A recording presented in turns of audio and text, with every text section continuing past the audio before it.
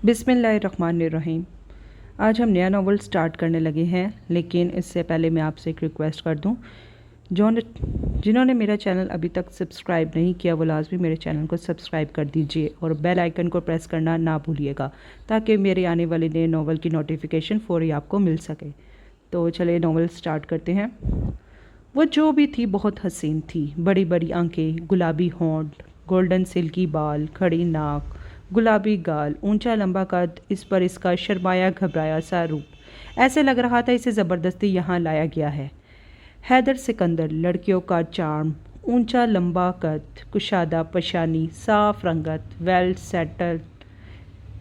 Well status, इस पे इसका मगरूर अंदाज हर किसी को अपनी तरफ खींच लेता है। आज वो यहाँ अपने दोस्त के वलीमे की तकरीब में आया था। अब वो अलग थलग एक कोने में खड़ा मोबाइल पर बात कर रहा था। तभी इसकी नज़र इस बड़ी पेकर पर पड़ी। मोबाइल में दूसरी तरफ मौजूद शख्सियत हेलो हेलो कर रही थी, लेकिन यहाँ किसको होश था। इससे आज पता चला था कि पहली नज़र की मोहब्बत किसे कहते हैं। वो आकर एक टेबल पर बैठ गई, कंधे से ढलकते अपने दुपट्टे को बार बार ठीक करती। होंठ का एक कोना दांतों में दुबाए लग रहा था कि वो इतने सारे लोगों के दरमियान कंफ्यूज हो रही है। हैदर सिकंदर के होंठों पर आप ही आप मुस्कुराहट दौड़ गई। इसने फ़ोन काट कर जेब में डाल दिया और इससे एक टेबल छोड़कर बैठ गया। इसके साथ मौजूद सोबर सी खातून, जो देखने में इसकी दादी या नानी लग रही थी, इसे कुछ कहा, लेकिन उसने ना में सर हिला दिया।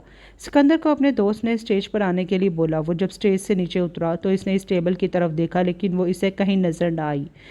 उसने चारों तरफ नज़र दौड़ाई, लेकिन वो इसे कहीं नज़र ना आई। उसे अपने दोस्त पर भी गुस्सा आने लगा, जिसने उसे गलत वक्त पर बुलाया। उसके लिए अब उस फंक्शन में कोई कशिश बाकी नहीं रही थी। वो अपने घर के लिए निकल गया। उसकी स्याह मर्सिडीज़ जब गेट से अंदर दाखिल हुई तो भागकर बावर्दी सिक्योरिटी गार्ड ने उसके साइड वाला दरवाज़ा खोला। वसीओ अरीज गैराज में इस वक्त ऐसी दो गाड़ियाँ और खड़ी थी। गाड़ी से निकलकर वो अंदर की तरफ चल दिया। घर जितना खूबसूरत बाहर से था, इतना ही नफीस और ख़ूबसूरत अंदर से भी था। घर की डेकोरेशन और फर्नीचर घर के लोगों के ज़ौक़ का पता दे रहा था। वो सीधा अपने कमरे में आया, जहाँ बेशकीमत फर्नीचर, जहाज़ी साइज़ बेड मौजूद था। कमरा बहुत नफासत से सजा हुआ था। वो फ्रेश होकर वॉशरूम से निकला तो दरवाजे पर दस्तक हुई। आ जाइए खान बाबा। बेटा जी, खाने के लिए कुछ लाऊं? नहीं खान बाबा, मैं खा के आया हूँ। आपको कितनी बार बोला है कि मैं जब लेट हो जाऊँ तो आप सो जाया करें। बेटा जी क्या करूं, मुझे नींद नहीं आती जब तक आप आ न जाएं। अच्छा चलो ठीक है, आप जाकर सो जाएं। हैदर सिकंदर सोने के लिए लेटा तो वो चेहरा एक बार फिर से आंखों में आ समाया। मिराल मेरी जान, नानी के पास आओ। जी नानी। पुत्र, पता है आज बहुत से लोग तुम्हारे बारे में पूछ रहे थे। अब मैं जहाँ भी जाऊँगी तुम मेरे साथ चलोगी। नहीं नानू, मुझे नहीं जाना। सब लोग घूर घूर के देखते हैं और फिर जब पता चलता है कि मेरे माँ बाप नहीं हैं तो तरस भरी आंखों से देखते हैं, तब मुझे अच्छा नहीं लगता। बेटा, मेरी ज़िंदगी का कोई भरोसा नहीं है। मैं चाहती हूँ मैं जल्द से जल्द तुम्हें अपने घर का कर दूँ, लेकिन नानो, लेकिन कुछ नहीं। अब बस सो जाओ। ये लाइट बंद कराना। जी नानी। हैदर बेटा उठ गए हैं? जी खान बाबा, अंदर आ जाइए। बेटा जी, नीचे बड़े साईं आए हैं, गाँव से आपको बुला रहे हैं। दादाजी आए हैं? जी। ये सुनते ही हैदर दौड़ने के अंदाज में नीचे पहुंचा। दादाजी, आप बगैर बताए मुझे बता तो देते। तुम्हें बता देते तो तुम्हारे चेहरे पर ऐसी खुशी कैसे देखते। उन्होंने फ़खर से अपने सबसे लाडले पोते को देखा। खान बाबा नाश्ता लगवाएं। जी बेटा। दादाजी, आज कैसे आना हुआ? बेटा, मेरा दोस्त है यहाँ, यावर अफरीदी, उससे मिलने आया हूँ। तुम भी चलोगे मेरे साथ? जैसे आपका हुक्म दादाजी, हैदर खुशदिली से बोला। अम्मा जी, आपको अब्बा जी बुला रहे हैं, इनके कोई दोस्त आए हैं। सूर्या बेगम को अपनी बड़ी बहू पलवशे ने आकर बताया। बहू मैं आ रही हूँ, ज़रा मिराल को तो बुला दो। जी अम्मा। ये कहकर वो बाहर निकल आई और आकर किचन में, मिराल तुम जाओ, तुम्हें अम्मा जी बुला रही हैं। इसके किचन से जाने के बाद पलवशे बेगम ने अपनी देवरानी साजदा बेगम से, चलो फिर से शुरू है नानी नवासी के ड्रामे। बहुत से लोगों के सामने इसको लेके जा चुकी हैं, लेकिन क्या फिर वही मैं कहती हूँ, सिर्फ शक्ल नहीं होती। आजकल बच्चियों में इत्बार भी होना चाहिए। लेकिन ये लड़की दो लोगों को देखकर बेहोश होने लगती हैं। परवशे ऐसा नहीं बोलते, बिन माँ बाप की बच्ची है। हम भी बेटियों वाले हैं, अल्लाह इसके नसीब भी अच्छे करे। सूर्या बेगम मिराल के हमरा ड्राइंग रूम में दाखिल हुई। यावर अफरीदी के जिगरी दोस्त शहबाज खान मौजूद थे। सूर्या बेगम ने इनसे मिलकर ख़ास तौर पर मिराल से मिलवाया। वो अक्सर आते रहते थे, घर की सारी बच्चियों से मिले हुए थे, लेकिन मिराल से आज पहली बार मिले थे। शहबाज, ये मेरी नवासी है। शहबाज खान ने सर पर हाथ रखते हुए माशाल्लाह कहा। इतने में पलवशे खातून चाय ले आई। सूर्या बेगम ने पलवशे खातून को बैठने के लिए बोला और मिराल को सबको चाय पेश करने के लिए बोला। मिराल जूँ ही टेबल के पास पहुंची, हैदर जो कॉल सुनने के लिए बाहर गया था अंदर दाखिल हुआ। वो सूर्या बेगम और पलवशे खातून से मिलकर दादाजी के साथ बैठ गया और यावर खान से बातें करने लगा था। मिराल सबके लिए चाय डालकर सूर्या बेगम के साथ जुड़कर बैठ गई और ऐसे बैठी कि इसका आधा चेहरा छुप गया था। सूर्या बेगम ने जूँ ही हैदर सिकंदर को चाय लेने के लिए बोला। इसने नज़र उठाई, वापस झुकाना भूल गया। वो आधे चेहरे में भी इसे पहचान गया था। फिर जब तक वो बैठा रहा, इसकी नज़रें घूम फिर कर वहाँ पहुँच जाती। कुछ देर बैठने के बाद वो लोग जाने के लिए उठ गए। उठने से पहले हैदर ने अपनी गाड़ी की चाबी टेबल पर रख दिया और मिराल की तरफ गौर से देखा। इसी वक्त मिराल ने भी नज़र उठाई। इसकी नीली आंखें जब हैदर सिकंदर की ग्रे आंखों से टकराई, मिराल ने जल्दी से अपनी नज़रें झुका ली, लेकिन हैदर सिकंदर को लगा वो अपना सब कुछ यहीं छोड़कर जा रहा है। गाड़ी के पास पहुंचकर हैदर बोला, दादाजी, मैं चाबी शायद अंदर भूल आया हूँ। पलवशे बेगम अंदर की जानिब बढ़ने लगी। इनसे पहले सिकंदर अंदर की तरफ बढ़ गया। अंदर बर्तन समेटती मिराल को कदमों की चाप सुनाई दी। इसने सर उठाकर देखा तो हैदर था। वह जल्दी से उठकर खड़ी हो गई। हैदर ने पास आकर चाबी उठाई और एक बगौर नज़र मिराल के चेहरे पर डाली। इस दौरान मिराल ने नज़र ऊपर नहीं उठाई। सुनो, तुम्हारा नाम क्या है? जी। मिराल हैरान होकर इसे देखने लगी। देखो, जब तक तुम मुझे अपना नाम नहीं बताओगी मैं यहाँ से नहीं जाऊँगा। मिराल, वो इसकी धमकी पर जल्दी से बोली। हैदर इसकी मासूमियत पर मुस्कुराकर बाहर निकल गया। गाड़ी में इस वक्त बिल्कुल खामोशी छाई हुई थी। दादाजी, आप अपने इन दोस्त के घर मुझे पहले कभी नहीं लेकर आए? इससे पहले तुम्हारा बाप होता था ना मेरे साथ, इसलिए। इस बार वो क्यों नहीं आए? अपने बच्चों से लाड प्यार उठा रहे होंगे ना, इसीलिए वक्त नहीं मिला होगा, या फिर अपनी बेगम। हैदर ने दादा की तनबीही नज़रें देखकर बात अधूरी ही छोड़ दी। बेटा, अच्छी औरत है तुम्हारी माँ। हैदर ने दादा की बात दरमियान में ही काट दी। दादाजी, मेरी माँ नहीं, मेरे बाप की दूसरी बीवी। मेरी माँ समिया बख्तावर थी, बस। वो ख़त्मी अंदाज में बोला जैसे अब बात ख़त्म। शहबाज खान भी चुप हो गए। शहबाज के अपने बेटों की भी इतनी हिम्मत नहीं थी कि वो शहबाज खान के आगे कुछ बोल सके, लेकिन हैदर सिकंदर इनका सबसे लाडला पोता था।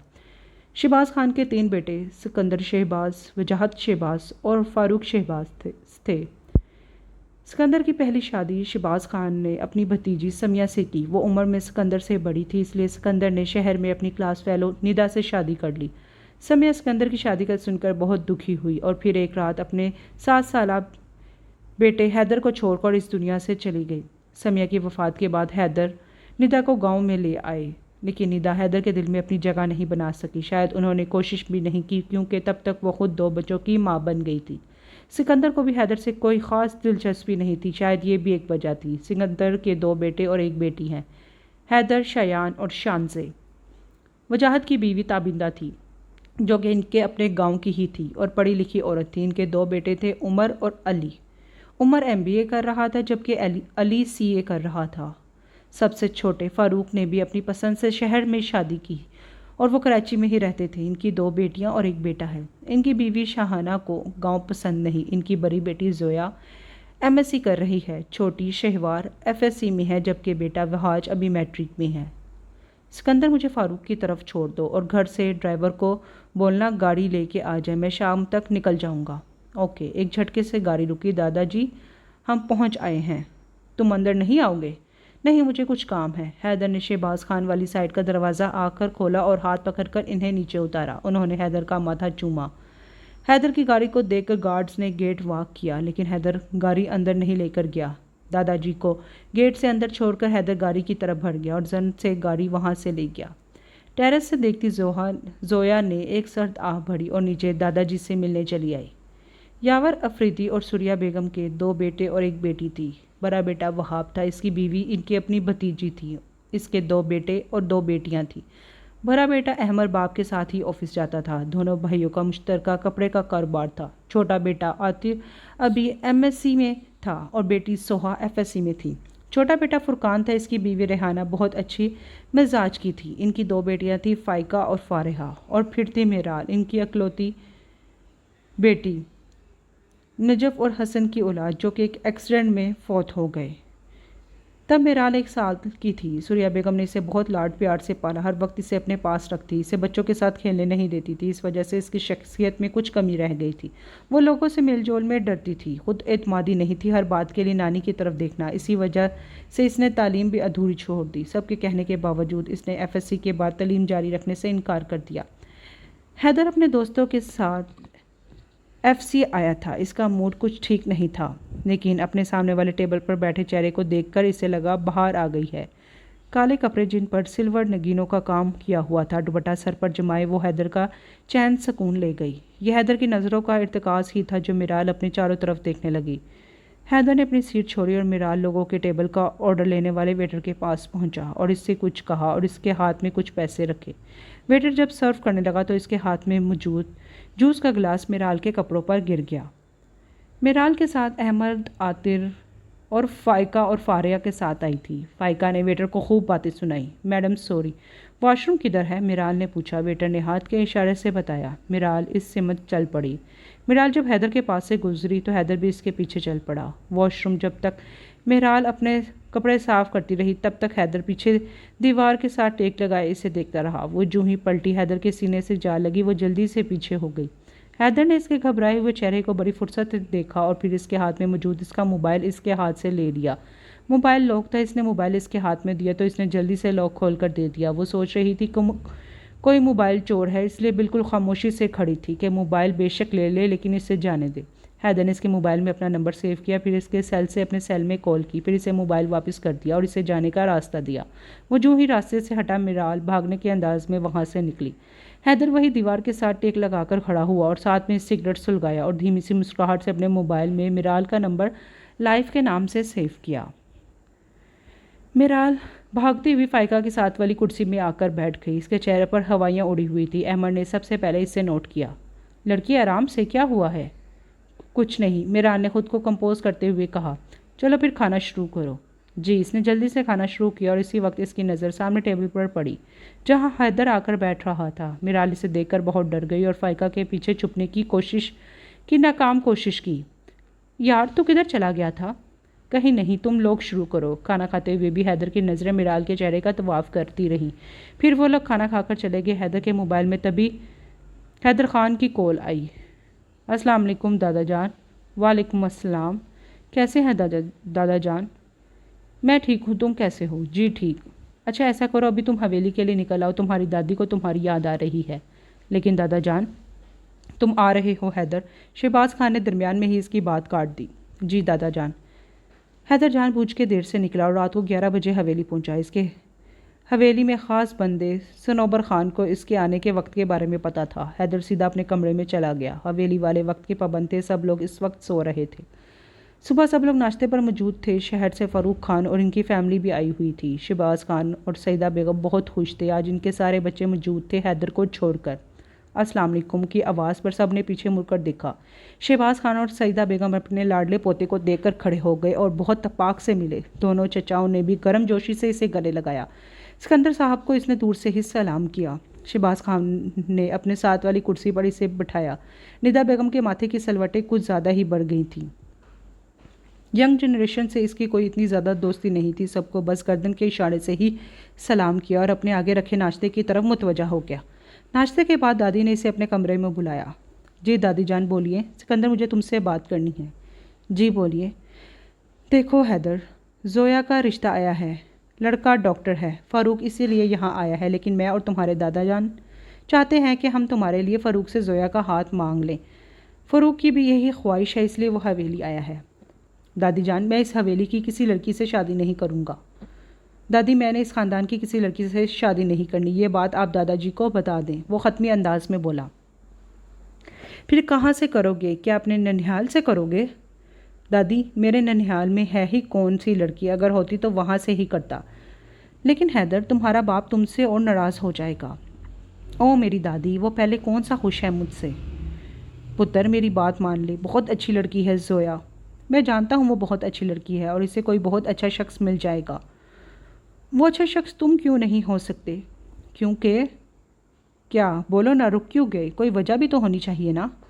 दादी वजह तो है, लेकिन अभी नहीं बताऊंगा। बस अब मुझसे और कोई सवाल नहीं करेंगी आप। वो इनकी गोद में सर रखकर इसने आंख इसने आंखें मूंद लीं। दादी भी प्यार से इसके बालों में हाथ चलाने लगीं। इसका फैसला सुनकर सिकंदर साहब भड़क उठे। वो क्या कहता कि इस खानदान की लड़की से शादी नहीं करेगा तो किससे करेगा? कोठे वाली से करेगा? आहिस्ता बोलो सिकंदर, मैं अभी जिंदा हूँ और इस घर के फैसले करने का इख्तियार रखता हूँ। हैदर भी तो तुम्हारा ही बेटा है ना, वो इस खानदान की औरत से शादी नहीं करेगा।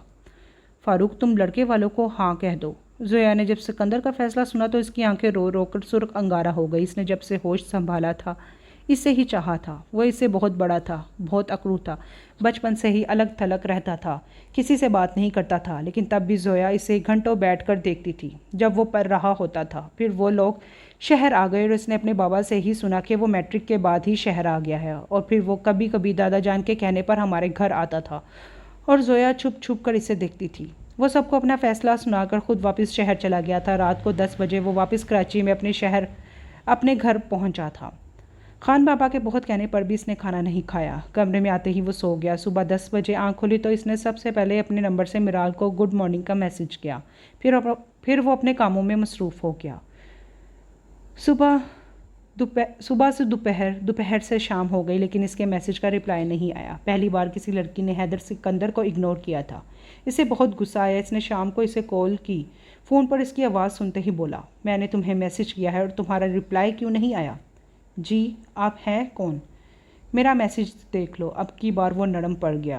और अगर आगे से मुझे इग्नोर किया तो मैं तुम्हारे घर पहुंच जाऊंगा। Do you understand miss मिराल? मिराल सख्त परेशान थी। ये कौन है जो मेरे पीछे पड़ गया है? इसने अपना सेलफोन देखा तो MH लिखा था। नंबर पर वो परेशान हो गई कि ये कौन है। रात को वो सोने के लिए लेटी तो मैसेज आया, कैसी हो? जी ठीक, इसने जल्दी से जवाब दिया। ये हुई अच्छे बच्चों वाली बात। क्या करती हो तुम? मैं कुछ नहीं, नानी के सारे काम खुद करती हूँ। तुम कॉलेज नहीं जाती?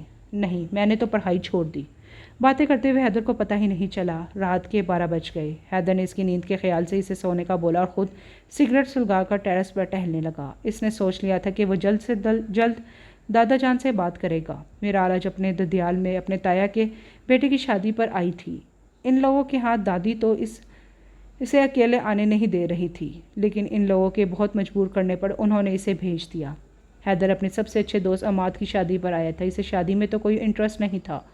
बहुत बुरे दिल से इसने शिरकत की थी। मेहंदी की रस्म के लिए अमाद का भाई इसे ज़बरदस्ती स्टेज पर ले गया। इसने शरारत से तेल का प्याला उठाया और अमाद के सर की तरफ बढ़ाया, लेकिन तभी किसी दोस्त के धक्के से प्याला स्टेज पर चढ़ती लड़की के ऊपर गिर गया। हैदर ने माजरत के लिए जूं ही घूमा, वो वहीं पर खो गया। ग्रीन कलर की विश्वास में वही थी और तेल से बचने के लिए पीछे हो गई थी, लेकिन हैदर को यकीन नहीं आ रहा था कि दुआएं ऐसे भी कबूल होती है। मिराल स्टेज पर आने की बजाय वापस जाकर अपनी ताई के पास बैठ गई। इसके सब कज़न ने इसे बहुत बुलाया, लेकिन वो नहीं गई। मिराल को लग रहा था कि वो किसी की नज़रों के हिसार में है। वो चारों तरफ देख चुकी थी, लेकिन इसे कोई नज़र नहीं आया। हैदर स्टेज से उतर आया और मिराल वाले टेबल के पीछे जो टेबल था वहाँ बैठ गया। ग्रीन कलर के विश्वास में साथ दोनों कलाइयों में ढेर सारी चूड़ियाँ पहने वो बहुत प्यारी लग रही थी। थोड़ी देर में वो हैदर को घर के अंदरूनी तरफ जाती हुई नजर आई। हैदर भी सबसे आंखें बचाकर इसके पीछे चला गया। इसने इससे किचन में जाते हुए देखा। वो अपने लिए शायद चाय बना रही थी। हैदर इसके पास जाकर खड़ा हो गया। इसे अपने करीब किसी की मौजूदगी का एहसास हुआ तो वो जल्दी से पीछे मुड़ी। हैदर को देखकर बेख्तियार इसके मुंह से निकला, आप? हैदर को खुशी हुई कि वो इसे याद था, किसी भी हवाले से सही। आप वो होटल वाले चोर हैं ना? देखिए, मैं आपके बारे में किसी को कुछ भी नहीं बताऊंगी, प्लीज़ मुझे मत मारना। हैदर पहले तो बहुत हैरान हुआ, फिर वो समझ गया कि वो जासूसी नावल बहुत पढ़ती है, तभी ऐसी बातें कर रही है। मैंने आपका क्या चुराया है मिराल? वो आपने मेरा मोबाइल लिया था ना? लिया था तो वापस भी तो कर दिया था ना, अगर याद हो तो। जी, वो वापस तो कर दिया था, लेकिन लिया था तो आप ना देती, आपने खुद ही दे दिया था। अब वो लाजवाब हो गई तो सर झुका लिया। हैदर भी दरवाजे की तरफ बढ़ गया, लेकिन दरवाजे के पास रुककर पीछे मुड़कर बोला, सुनिए, चुराया तो आपने मुझसे मेरा सब कुछ है, तो वापस कर दीजिए। ये कहकर वो निकल गया। अगर और मिराल सोच में पड़ गई कि इसने क्या छुड़ाया है। हैदर को अमाद ने रात रुकने के लिए बोला, लेकिन हैदर ना माना और अपने घर आ गया। इसने चारों तरफ नज़र दौड़ाई, इसके जाने से पहले एक बार इसे देख ले, लेकिन वो अंदर गई तो वापस नहीं आई। हैदर को निकलते हुए अमाद ने याद दहानी करवाई कि कल बारात है, तुम्हें ज़रूर शामिल होना है। हैदर ने इस बात में सर हिलाया और जन से गाड़ी आगे बढ़ा ले गया। अमाद नहीं जानता था कि वो किस दिल से यहाँ से जा रहा है, और कल तो वो ना भी कहता तो इसे शामिल होना था। दूसरे दिन हैदर बड़े एहतमाम से तैयार होकर निकला। ब्लैक टेक्सटो सूप में नक्सक से तैयार, ऊपर से अब मगरूर से शख्सियत के साथ वो कोई शहजादा लग रहा था। बहुत जल्दी करने के बावजूद वो पहुंचा तो बस बारात निकलने वाली थी। सब लोग गाड़ियों में बैठ चुके थे। अमाद से मिला तू? वो भी बोला, यार तू तो बहुत जल्दी नहीं आ गया। इसके तंज को इसने हंसी में उड़ा दिया। बहुत सी लड़कियां 27 से इसे देख रही थी, लेकिन इसने किसी की तरफ नज़र उठाकर भी नहीं देखा। लेकिन इन बहुत सारी लड़कियों में मिराल भी खड़ी थी, और इसे आज पता चला था कि वो जिसे चोट समझ रही थी वो तो बहुत स्टेटस वाला बंदा था। मिराल के दिल को कुछ हुआ था। पहली बार इसके दिल ने ख्वाहिश की कि ये शख्स इसका हो जाए। वो नहीं जानती थी कि खुदा इसके दिल में इसके लिए बहुत पहले ही मोहब्बत डाल दी है। बारात रवानगी के लिए तैयार थी। हैदर का बहुत दिल किया कि वो एक बार इससे देख सके कि वो कैसी लग रही है। हैदर नाउम्मीद होकर गाड़ी में बैठ गया। तभी हैदर की नज़र सामने पड़ी, जहां वो और एक और लड़की के साथ खड़ी थी, ब्लू कलर की मैक्सी में जिस पर सिल्वर नगों का काम किया हुआ था। हैदर ने अपनी गाड़ी आगे बढ़ाई और इसके सामने जाकर रोकी और साथ खड़े अमाद के भाई मुस्तफ़ा से पूछा, मुस्तफ़ा क्या मसला है? हैदर भाई, आप बारात के साथ जा रही हैं? जी, दरअसल हम तीनों के लिए जगह नहीं रही, तो हम लोग आपके साथ बैठ सकते हैं? जी जी, क्यों नहीं, बैठो। चलो लड़कियों बैठो। मुस्तफ़ा खुद फ्रंट सीट पर बैठ गया, जबकि मिराल और वानिया पीछे वाली सीट पर बैठ गई। मिराल अपनी मैक्सी संभाल कर जब आराम से बैठ गई तब हैदर ने पूछा, चलें? इसकी आवाज़ पर मिराल ने सर उठाकर देखा तो इससे खुशी तो हुई, लेकिन साथ ही अपनी अजली बेएतमादी की वजह से घबराहट होने लगी। हैदर ने मिरर मिराल के चेहरे पर सेट किया और गाड़ी आगे बढ़ा दी। वो वक्तन फ़वक्तन इसके चेहरे पर भी नज़र डाल रहा था, जो बहुत परेशान लग रही थी। इसने एक बार भी सर ऊपर उठाकर नहीं देखा था। लड़की वालों के यहाँ पहुंचकर इन तीनों को इसने गेट पर उतारना चाहा ताकि वो गाड़ी पार्क कर सके। मुस्तफ़ा और वानिया उतर गए और जब मिराल उतरने लगी तो सिक्योरिटी गार्ड ने इसे गाड़ी आगे बढ़ाने को कहा, क्योंकि पीछे बहुत गाड़ियों का रश हो गया था। हैदर मिराल से बोला, दरवाज़ा बंद कर ले, और गाड़ी पार्किंग की तरफ ले गया। गाड़ी पार्क करके हैदर ने मिराल की साइड का डोर खोला। वो अपनी मैक्सी संभालते हुए निकल आई। वो साइड पर खड़ी होकर अपनी मैक्सी ठीक करने लगी जब तक हैदर जब गाड़ी लॉक कर चुका तो इसने देखा कि मिराल अभी तक अपनी मैक्सी ही ठीक कर रही है। हैदर थोड़ी देर इसे अपने काम में मशगूल देखता रहा और साथ में सिगरेट सुलगा गया। थोड़ी देर इसे देखता रहा, फिर वो इसके पास पंजों के बल बैठा, सिगरेट मुंह में दबाया और फिर इसकी मैक्सी ठीक की। मिराल को तो लग रहा था कि वो अभी बेहोश हो जाएगी। वो मैक्सी ठीक करके उठा तो बोला, ऐसे कपड़े पहना करो जो संभाल सको, वैसे भी तुम सादगी में बहुत प्यारी लगती हो। इसने इसके दुपट्टे का पल्लू उठाकर इसके सर पर रखा और आगे बढ़ गया और पीछे इसे परेशान छोड़ गया। ऐसे बनना संवरना तो इसे भी पसंद नहीं था, और नानी भी इसे ज़्यादा मेकअप या बहुत हैवी कपड़े नहीं पहनने देती थी, लेकिन ये मैक्सी इसके लिए ताई जी ने बनवाई थी शादी के लिए, और वो इन्हें इनकार नहीं कर सकती थी। इसे किसी का दिल तोड़ना नहीं आता था।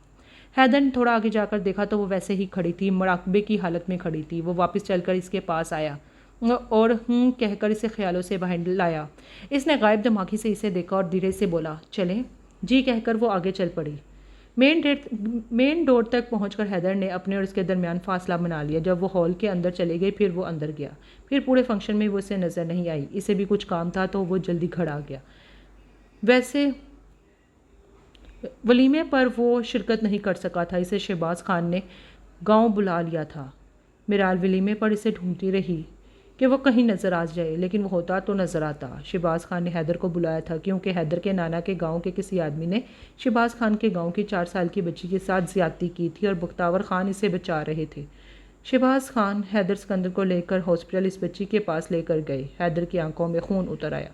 हैदर ने अपने ख़ास आदमी सनोबर खान को साथ लिया और अपनी जीप में सीधा बख्तावर खान के डेरे पर पहुंचा। वहां पर मौजूद मुलाजिम से बख्तियार नामी बंदे के बारे में पूछा कि वो इस वक्त कहाँ मिलेगा। मुलाजिम ने इसके घर का पता दिया। वहां पहुंचकर हैदर ने पहले इस शख्स की खूब धुलाई की, फिर इसे घसीटते हुए ले जाकर गाड़ी में डाला और जिस तेज़ी से आया था इसी तरह वापस भी चला गया। इस आदमी को लॉकअप में बंद करवाकर सनोबर खान को वापस हवेली जाने के लिए बोला और ख़ुद शहबाज खान की हवेली की तरफ रवाना हुआ। मुख्तियार के बारे में जब बख्तावर खान की हवेली पर खबर पहुंची तो बख्तावर खान का पोता मुकर्रम अब्बास खान ने हथियार निकाल लिया और बोला कि इसमें इतनी हिम्मत आ गई है कि वो बख्तावर खान के गांव में आकर इसके ही बंदे को उठाकर ले जाए। वो है कौन? मैं हूँ, मेन डोर से अंदर दाखिल होते हुए कहा और आकर सोफे पर टांग रखकर बैठ गया। बख्तावर खान और इनके बेटे बुरहान खान और वहाज खान जब हॉल में दाखिल हुए तो हैदर सिकंदर उठकर खड़ा हो गया। अस्सलाम वालेकुम नाना। वालेकुम अस्सलाम, कैसे हो? जी शुक्र है अल्लाह का। मुकर्रम सख्त गुस्से में था। दादाजी मुझे आपको कुछ बताना। बोलो बेटा। दादाजी, मुख्तियार को शहबाज खान के बंदों ने हमारे गांव में घुसकर घसीटते हुए लेकर गए हैं और अभी वो थाने में बंद है। कौन लेकर गया है, नाम बताओ। मुख्तियार ने कुन आंखों से हैदर की तरफ देखा। इसके बोलने से पहले ही हैदर बोला, मैं लेकर गया हूँ। बख्तावर खान ने अब अपना रुख हैदर की जानिब किया। हैदर बेटा, मैं पूछ सकता हूँ क्यों? अब सबकी नज़रें हैदर पर थी। दादाजी, इसे इसके दादा ने आगे लगाकर हमारे ख़िलाफ़ इस्तेमाल किया है। मुकर्रम, तुम चुप हो जाओ। मैंने जिससे सवाल किया है जवाब भी वही देगा। नाना जी, इसने एक 4 साल की बच्ची के साथ ज़्यादती की है और अगर आप इसका साथ देंगे तो समझे आप भी मेरे दुश्मनों में से है। अब बख्तावर खान ने मुकर्रम की तरफ देखा। मुकर्रम, अब क्या कहोगे? मुकर्रम ने नज़रें झुका ली। दादाजी, वो बस ये या वो कुछ भी नहीं। मुकर्रम, अगर तुम ये बात पहले से जानते थे तो तुम्हें भी इसके साथ सज़ा मिलनी चाहिए, अगर नहीं तो अब इसकी सिफारिश नहीं करना। जी। ये कहकर वो वहाँ से निकल गया। अपनी नानी से मिले हो हैदर? जी नहीं। चलो फिर आओ मेरे साथ। ज़ुबैदा खातून, देखो आज कौन आया है। ज़ुबैदा खातून ने अपनी ऐनक उठाकर पहनी और हैदर के लिए अपनी बाहें वाह कर दी। हमेशा की तरह इससे मिलकर वो रोने लगी। अरे नेक बख्त, बच्चा तुझसे मिलने आया है और तू इसे रुला रही है। हैदर ने नानी से अलग होते हुए अपनी आंखें साफ की। ज़ुबैदा खातून ने इसे अपने बराबर बैठाया। सुना, क्या हाल है तेरे दादा और दादी का? जी ठीक है। सिकंदर की वजह से हम बहुत दूर हो गए हैं, वरना कभी हम में भी बहुत इत्तेफाक और मोहब्बत थी। बस वक्त की बात है, आखिर में वो फिर से रंजीदा हो गई। नगीना और बुशरा कमरे में दाखिल हुई। हैदर ने खड़े होकर सलाम किया। वालेकुम सलाम, कैसे हो बेटा? मैं ठीक हूँ। हैदर, तुम कराची में क्या करते हो? वहाज खान ने हैदर से पूछा। कुछ नहीं मामू, बस अपना छोटा सा बिजनेस है। चलो अच्छी बात है। बातें करते हुए वक्त का एहसास ही नहीं हुआ। जब हैदर बख्तावर खान की हवेली से निकला तो रात का 1 बज रहा था। हैदर ने इनके बहुत असरार के बावजूद वहाँ नहीं रुका। वो वहाँ से कराची के लिए निकल आए, क्योंकि हवेली में सिकंदर खान की मौजूदगी में वो कम ही हवेली जाता था। सब लोग नाश्ते पर मौजूद थे। मिराल और रेहाना किचन में नाश्ता बना रही थी। मिराल अहमर के आगे पराठा रख कर पलट रही थी। फुरकान ने मिराल से कहा, बेटा तुम भी आ जाओ ना, नाश्ता कर लो। नहीं मामू, इसकी बात दरमियान में ही रह गई। इसने कौन सा ऑफिस जाना है, बाद में कर लेगी। अलवशा खातून ने फुरकान साहब से कहा और साथ में मिराल को किचन में जाने के लिए बोला। किचन में ये सब सुनती रेहाना बेगम ने मिराल को गले लगाया। बेटा, भाभी दिल की बुरी नहीं है, तुम दिल पर ना लेना। तुम और मैं साथ नाश्ता करेंगे। मैं अपनी बेटी को अपने हाथों से नाश्ता करवाऊंगी। इसी वक्त फुरकान साहब किचन के दरवाजे से बोले, अगर आप दोनों मामी भांजी का इमोशनल सीन ख़त्म हो गया हो तो मेरी स्टडी में 1 कप गरम गरम चाय दे दें। जी ज़रूर। इनकी बात पर दोनों मुस्कुरा दी। पापा, मेरा एक दोस्त है, इसने हमें एक इन्वेस्टर ढूंढ के दिया है। आज रात को डिनर पर वो हमारी मुलाकात करवाएगा। आप या चाचू में से कोई चलेगा? नहीं बेटा, बस तुम चले जाना, साथ आतिर को ले जाना, जैसे आप कहें। सुफियान, बताओ बात हो गई है इन लोगों से? जी हो गई है। तुम आज रात को पीसी पहुंच जाना। ओके। कॉल बंद करके हैदर सिकंदर मुस्कुरा दिया। अब बस कुछ दिन और फिर तुम मेरी दस्तरस में होगी। अहमर के साथ मीटिंग के बाद पीसी होटल की लॉबी में से गुजरते हुए हैदर सिकंदर के होंठों पर बड़ी शानदार मुस्कुराहट थी। इसने अहमर की कंपनी के साथ एक कॉन्ट्रैक्ट साइन किया था जिसमें हैदर इन्वेस्ट कर रहा था। वो ये सब इनकी फैमिली से करीब होने के लिए कर रहा था। ऐसी छोटी मोटी डील इसके लिए कोई मायने नहीं रखती थी। इसका मिशन अब बस मिराल को पाना था, क्योंकि वो जान चुका था कि वो बहुत मासूम है और वो इसकी कॉल्स पर बात करके या किसी और तरीके से नहीं बल्कि पूरे इज़्ज़त और एहतराम से अपनी ज़िंदगी में शामिल करना चाहता था। अहमर बहुत खुश था। हैदर से मुलाकात के बाद इसने सबसे पहले वहाब साहब को कॉल करके डील की कामयाबी का बताया। उन्होंने अहमद को मुबारकबाद दी। वहाब अहमद से बात कर रहे थे, तभी रेहाना बेगम इनके पास आई। भाई साहब, आपको अम्मा जी और अब्बा जी अपने कमरे में बुला रहे हैं। जी मैं आता हूँ। वहाब, मैंने एक फ़ैसला किया है, अगर तुम्हें इतराज़ ना हो तो। जी बोलिए अब्बा जी। वहाब, मैं चाहता हूँ मेराल अपने घर की हो जाए और मैं अहमद और इसकी बात पक्की करना चाहता हूँ। क्या तुम्हें कोई इतराज़ है?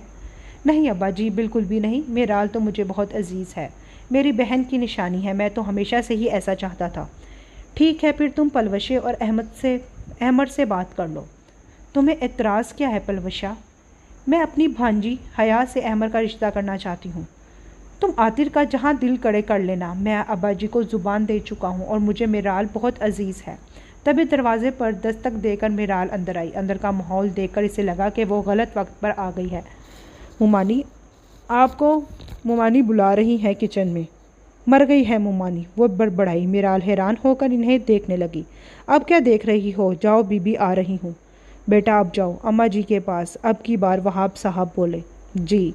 वो दिल गिरफ्ता सी वहाँ से चली आई। क्या करती हो? कैसे बात कर रही हो बच्ची से? यही तो है सारे फसाद की जड़। मैं तुम्हें समझा रहा हूँ, दोबारा इस तरह की बदतमीज़ी नहीं चलेगी। आई समझ? वो हूँ करके कमरे से निकल गई। रात को वहाब ने अहमद को अपनी स्टडी में बुलाया। अहमद, मुझे तुमसे एक अहम बात करनी है। बेटा, तुम्हारी दादी और दादा ने तुम्हारे और मिराल के रिश्ते की बात की है, लेकिन उन्होंने कहा है कि मैं तुमसे पूछ लूँ। अगर तुम्हारी मर्ज़ी हो तो मैं इन्हें हाँ कह दूँ। नहीं बाबा, दादा और दादी ने ये बात सोची भी कैसे कि मैं इस अनपढ़ गवार से शादी करूँगा? शट अप अहमद, तुम भी अपनी माँ की ज़ुबान में बात कर रहे हो। सॉरी बाबा, लेकिन ये हकीकत है। एक तो वो पढ़ी नहीं है और साथ में वो बहुत बुज़दिल और दब्बू सी लड़की है। मुझे अपनी लाइफ पार्टनर कॉन्फिडेंट और वेल एजुकेटेड चाहिए, जो मेरे सोशल सर्कल में आसानी से एडजस्ट हो सके। अहमद, वो मुझे बहुत अजीज़ है, मैं तुम्हें आग कर दूँगा। नहीं मामू। इसी वक्त मेराल कमरे में दाखिल हुई। मामू, क्या आप भी समझते हैं कि आपकी बेटी इतनी गई गुजरी है कि आप किसी की मिन्नतें करेंगे कि वो मुझसे शादी कर ले? नहीं बेटा, मैं जानता हूँ वो बहुत खुशनसीब होगा जिसका तुझसे नसीब जुड़ेगा। लेकिन बेटा, मैं अम्मा जी और अब्बा जी को क्या मुँह दिखाऊँगा? वो आप मुझ पर छोड़ दें। ठीक है। वहाब साहब ने खश्मगीन नज़रों से बेटे को देखा। ज़िंदगी भी अजीब शय है, धूप छाँव का इंतजाज लिए, कभी बहुत मेहरबान, कभी बहुत अजनबी। वो लॉन में रखी कैन की कुर्सियों में बैठी गहरी सोच में थी। इसकी आंखों से आंसू कतरा कतरा करके इसके रुखसारों पर लड़क रहे थे। इसे यहाँ अपना दम घुटता हुआ महसूस हुआ। वो पिछले कई घंटों से मुसलसल रो रही थी, लेकिन आंसू थे कि रुकने का नाम ही नहीं ले रहे थे।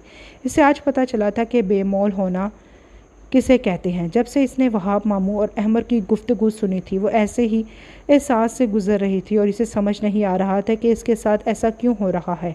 वो तो ऐसे रवैयों की आदी हो चुकी थी। मिराल बेटा, तुम क्यों नहीं समझ रही? बहुत मजबूर होकर मैंने तुम्हारे लिए ये फ़ैसला लिया है और तुम मुझे कमज़ोर कर रही हो। लेकिन नानी, आप मेरी इज़्ज़त का मुहाफ़िज़ किसी ऐसे शख्स को कैसे बना सकती हैं जो सिरे से मेरे वजूद से इनकारी हो?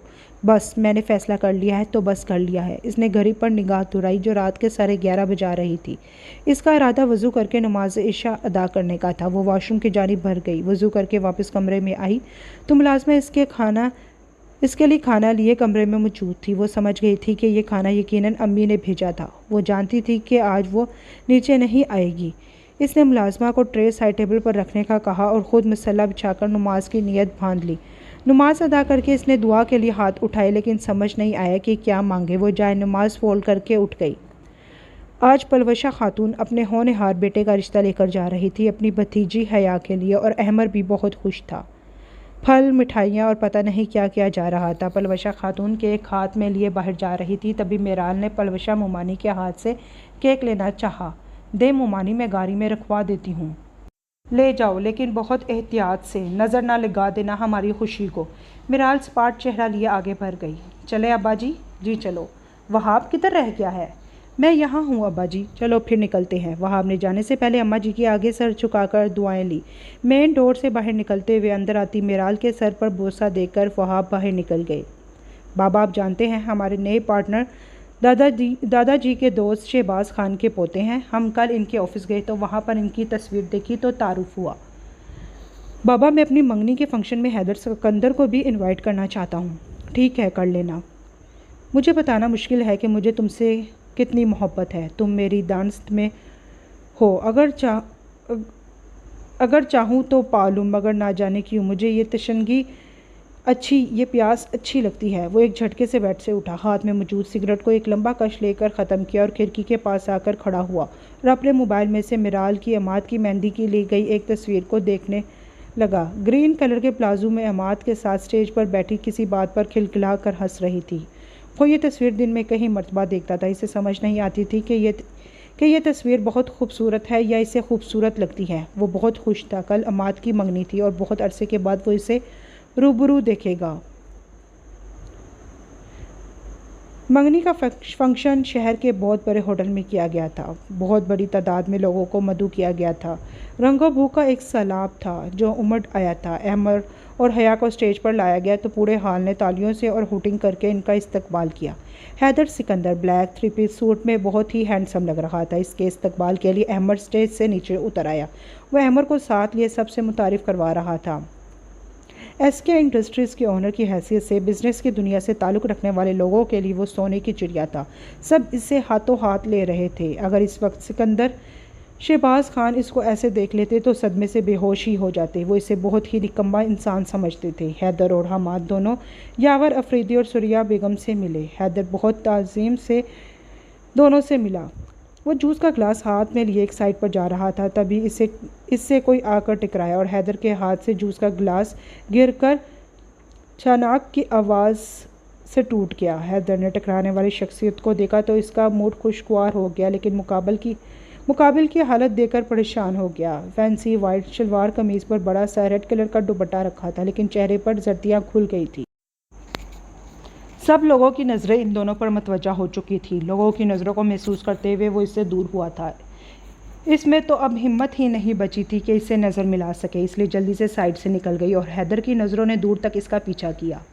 एक तो ये इंसान, पता नहीं क्या लफ्ज़ इस्तेमाल करूं इसके लिए, ठरकी, हाँ ठरकी ठीक रहेगा। वो मुँह ही मुँह में बड़बड़ाती हॉल से बाहर निकल आई। बाहर आकर इसे होश आया कि वो कहाँ जा रही है। वो चुपके से वापस आई और आकर एक कोने में आकर थोड़ा छुप कर बैठ गई। अभी इसे बैठे थोड़ी ही देर गुजरी थी कि इसे लगा कि कोई साथ और भी बैठा है। इसने रुख मोड़कर देखा तो जी भरकर बदमज़ा हुई। हैदर सिकंदर अपने अजली बेपरवाही से बैठा था। थोड़ी देर के बाद इसे गुमान गुजरा कि इसने इससे कुछ कहा है। मिराल ने इसकी तरफ रुख किया तो वो इसे ही देख रहा था। आपने मुझसे कुछ कहा? आपके अलावा फ़िलहाल यहाँ कोई और नहीं है। मिराल हसन, आप इतनी ही बेपरवाह हैं या बनती रहती हैं?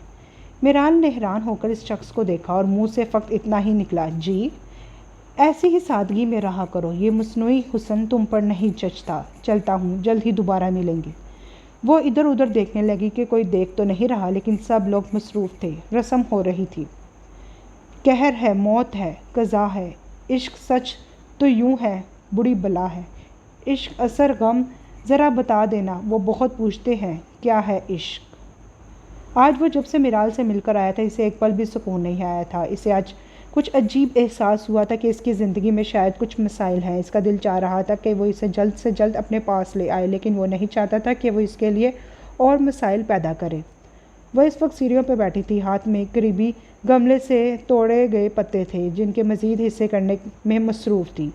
सुबह के 8 बज रहे थे और सूरज पूरी अपनी आबोताब से चमक रहा था। गर्मियों की मुनासबत से इसने ऑफ वाइट फ्रॉक स्टाइल की कमीज़ पहन रखी थी। बालों में हल्का सुनहरीपन था जो इसकी दूधिया रंगत पर और भी अच्छा लगता था। साथ में सादगी जो इसकी शख्सियत को 4 चाँद लगा देती थी। वो अपने ख्यालों में खोई हुई थी, तभी इसे वो आवाज़ सुनाई दी। ये आवाज़ तो वो लाखों में भी पहचान सकती थी। वो सामने ही खड़ा मोबाइल पर किसी से बात कर रहा था। और इसकी नज़रें मिलाल के चेहरे का तवाफ़ कर रही थी। इसी वक्त हमाद बाहर आया और वो दोनों बातों में मसरूफ़ हो गए। मिराल इस तरफ से मुंह फेर कर बैठ गई। इसकी इस हरकत पर हैदर ने बामुश्किल अपनी मुस्कुराहट रोकी। थोड़ी देर के बाद वो दोनों ब्लैक स्विक में बैठकर वहाँ से चले गए और मिराल की रुकी हुई सांस बहाल हुई। पता नहीं क्या है इस शख्स की आंखों में, जहाँ मुझे अपना आप भूलने लगता है। मिराल, किन सोचों में गुम बैठी हो? फ़ाइका ने आकर इसके साथ बैठते हुए पूछा। कुछ नहीं, बस सोच रही हूँ पढ़ाई दोबारा शुरू करूँ। बीए की तैयारी करती हूँ और प्राइवेट एडमिशन भेज के पेपर्स दे दूँगी। बहुत अच्छी बात है, मैं तुम्हें बुक्स ला दूँगी। नहीं फ़ाइका, मेरे पास अपने पैसे हैं, बस तुम मेरे साथ चलना। जब लेने जाना है। ओके, फिर कब चलना है? मैं नानी से पूछकर बताऊंगी। ठीक है। आज मिराल और फ़ाइका बुक शॉप पर आई थी। वो लोग बुक कलेक्ट करके काउंटर पर रखा। तभी फ़ाइका को याद आया कि इसने फ़ोल्डर लेने हैं। वो दोनों एक साइड पर चली गई। काफ़ी देर ढूंढने के बाद भी इन्हें फ़ोल्डर नहीं मिले तो वो दोनों वापस काउंटर पर आई। बुक्स लेकर पैसे देने लगी तो कैशियर ने इन्हें मुतला किया कि आपकी पेमेंट हो चुकी है। किसने की है पेमेंट? वो दोनों एक साथ बोली। जी, एक साहब थे, वो चले गए हैं। वो दोनों उलझन का शिकार होती घर के लिए निकल आई। ब्लैक कलर की मर्सिडीज इस वक्त तेज़ रफ्तारी के साथ गांव की तरफ बढ़ रही थी। इसमें बैठा हैदर सिकंदर बहुत एहतियात के साथ ड्राइविंग कर रहा था। इस वक्त इसके साथ कोई और भी मौजूद था। वो बहुत गुस्से में लग रहा था। इसके साथ मौजूद दूसरा वजूद दरवाजे के साथ चिपक कर बैठी थी और ये सोच सोच कर परेशान हो रही थी कि ना जाने इसके साथ क्या होने वाला है। गाड़ी जूं ही गांव की हदूद में दाखिल हुई, इसे लगा कि अब वो अपने हवास खो देगी। हवेली के अंदर जूं ही गाड़ी दाखिल हुई, हैदर तेज़ी से गाड़ी से निकला और दूसरे वजूद को घसीटते हुए अंदर ले जाकर बड़े हॉल में सोफे पर फेंकने के अंदाज में बैठाया। हॉल में मौजूद इस वक्त घर के सारे ही लोग मौजूद थे। सिकंदर शहबाज खान उठे और आकर हैदर को एक ज़ोरदार थप्पड़ रसीद किया। इसके बाद वो जोया की तरफ बढ़े, लेकिन रास्ते में हैदर दीवार बन गया। मैं इसे यहाँ वापस इसी शर्त पर लाया हूँ कि इसे कोई हाथ नहीं लगाएगा। तुम ये कहकर सिकंदर खान हैदर की तरफ बढ़े। सिकंदर, रुक जाओ, मैंने इसे ये गारंटी दी थी। सिकंदर मुठियाँ भींचकर एक तरफ बैठ गए और खूनख्वार नज़रों से दोनों को देखने लगे। बस जो होना था हो चुका था, अब आगे की सोचिए। फारूक, जो बेटी की हालत देखते हुए परेशानी से कह रहे थे। ठीक कह रहे हो तुम फारूक। तुम लड़के वालों को कोई बहाना बनाकर ना कर दो और आज शाम को हैदर और जोया का निकाह होगा। हैदर को लगा इसके सर पर किसी ने बम बरसा दिया हो। वो एक झटके से मुड़ा, लेकिन मैं जोया से निकाह नहीं करूँगा। क्यों नहीं करोगे? अब की बार शहबाज की गुस्से से बड़ी गर्जदार आवाज़ आई। जब तुम इसे घर से भगा कर ले जा सकते हो, शादी क्यों नहीं कर सकते? मैं इसे घर से भगा कर लेकर गया हूँ। लड़की बोलो, क्या मैं तुम्हें घर से भगा कर लेकर गया हूँ? हैदर ने अपनी तोपों का रुख जोया की तरफ किया। सब लोगों की नज़रें इस बार जोया पर जमी थी। जोया ने सब की तरफ देखा और हौले से गर्दन असबात में हिला दी। हैदर यकटक इसके झूठ पर इसे देखने लगा। जोया ने एक नज़र हैदर के बेचैन चेहरे पर डाली और वापस झुका ली। जोया का जवाब सुनकर सब लोग एक एक करके वहाँ से जाने लगे और हैदर वहाँ अकेला रह गया। तभी हैदर के मोबाइल पर रिंग हुई। इसका इस वक्त किसी से भी बात करने का दिल नहीं कर रहा था। हैदर ने कॉल काटने के लिए मोबाइल निकाला, लेकिन स्क्रीन पर मौजूद नंबर देखकर इसने झट से कॉल रिसीव की। मिराल का आज पहला पेपर था। वह पेपर देकर निकली तो तेज़ बारिश थी। सुबह जब वो घर से निकली थी तो हल्की हल्की बूंदाबांदी थी, लेकिन इस वक्त लग रहा था कि एक तूफ़ान आया हुआ है।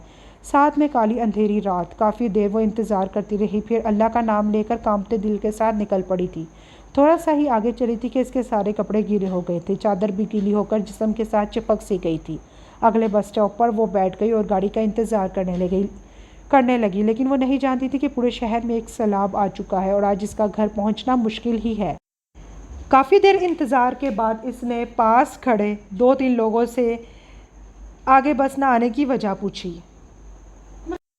बेबी, किस दुनिया में हो? इतनी बारिश हो चुकी है, पूरे शहर में सैलाब आया हुआ है, आज कोई गाड़ी नहीं आएगी।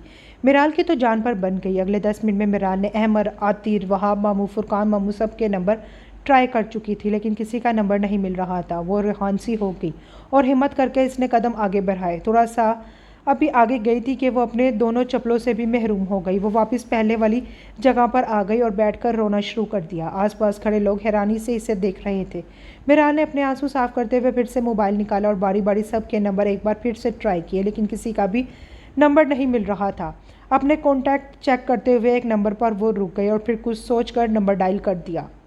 हैदर ने कॉल रिसीव की और दूसरी साइड की बात सुनकर अंधाधुंध गाड़ी की तरफ बढ़ा और किसी को बताए बगैर गांव से निकल आया। इसके बस में नहीं था कि वो गाड़ी को उड़ाकर मतलूबा मुकाम तक पहुंचा दे। बहुत ही रश ड्राइविंग करके वो अगले 1.5 घंटे में वो वहाँ मौजूद था। आगे बैठे हुए वजूद को देखकर इसकी जान में जान आई, लेकिन इसकी हालत देखकर वो अपने आप से शर्मिंदा हो गया। इसने पास जाकर इसका बैग उठाया और वो भी खामोशी से साथ चल पड़ी। इसे गाड़ी में बिठाकर वो एक करीबी दुकान में चला गया। थोड़ी देर के बाद वापस आया तो इसके हाथ में एक बैग था। गाड़ी में बैठकर इसने बैग में से चप्पल निकालकर इसके पैरों में रखे और चादर इसकी गोद में रख दी। मिराल ने भी बगैर खेलो खज्जत के इसने दोनों चीज़ें ले ली। इसने ब्लैक कलर की खूबसूरत कढ़ाई वाली शॉल रखी तो हैदर कुछ देर के लिए मबहूत होकर इसे देखने लगा। इसने सोचा कि काश वक्त यहीं रुक जाए। अफरीदी मंजिल में इस वक्त सब लोग परेशान थे। पलवश बेगम थोड़ी देर के बाद सर्द आहें भर रही थी। तभी गैराज में गाड़ी रुकने की आवाज़ आई। थोड़ी देर के बाद मिराल अंदर दाखिल हुई और इसके पीछे हैदर अंदर आया। मिराल आकर नानी के साथ जुड़कर बैठ गई। अहमर उठकर हैदर से मिला। बाकी सभी मिराल को इग्नोर करके हैदर की तरफ बढ़े। सबसे मिलकर हैदर ने बताया कि मैं गुजर रहा था तो देखा ये स्टॉप पर बैठी नजर आई। ये अपने जूते भी खो चुकी थी तो मैं इन्हें घर छोड़ने चला आया। इसकी बात सुनकर सबने इसका शुक्रिया अदा किया। हैदर ने मिराल की तरफ देखा तो इसने मशकूर नज़रों से इसे देखा। तभी पलवश बेगम बोली, बीबी तुम इस वक्त की कहाँ थी? अहमद ने अपनी माँ को इशारे में चुप रहने को कहा लेकिन वो नज़रअंदाज कर गई। हैदर ने देखा कि मिराल सहम सी गई है। तभी वो बोला, आंटी शहर के हालात बहुत ख़राब थे। पलवश बेगम को हैदर का इसकी हमायत करना अच्छा नहीं लगा। ना बेटा, हमें तो इस पर यकीन नहीं, ना जाने कहाँ मुँह काला करके आई है। हैदर ने हैरानगी से इसे देखा। यह आप कैसी बातें कर रही हैं? बेटा जी आप खुद बताएं, ऐसी लड़की के साथ कोई शादी करेगा जो आधी रात को किसी गैर मर्द के साथ ऐसी हालत में घर आए?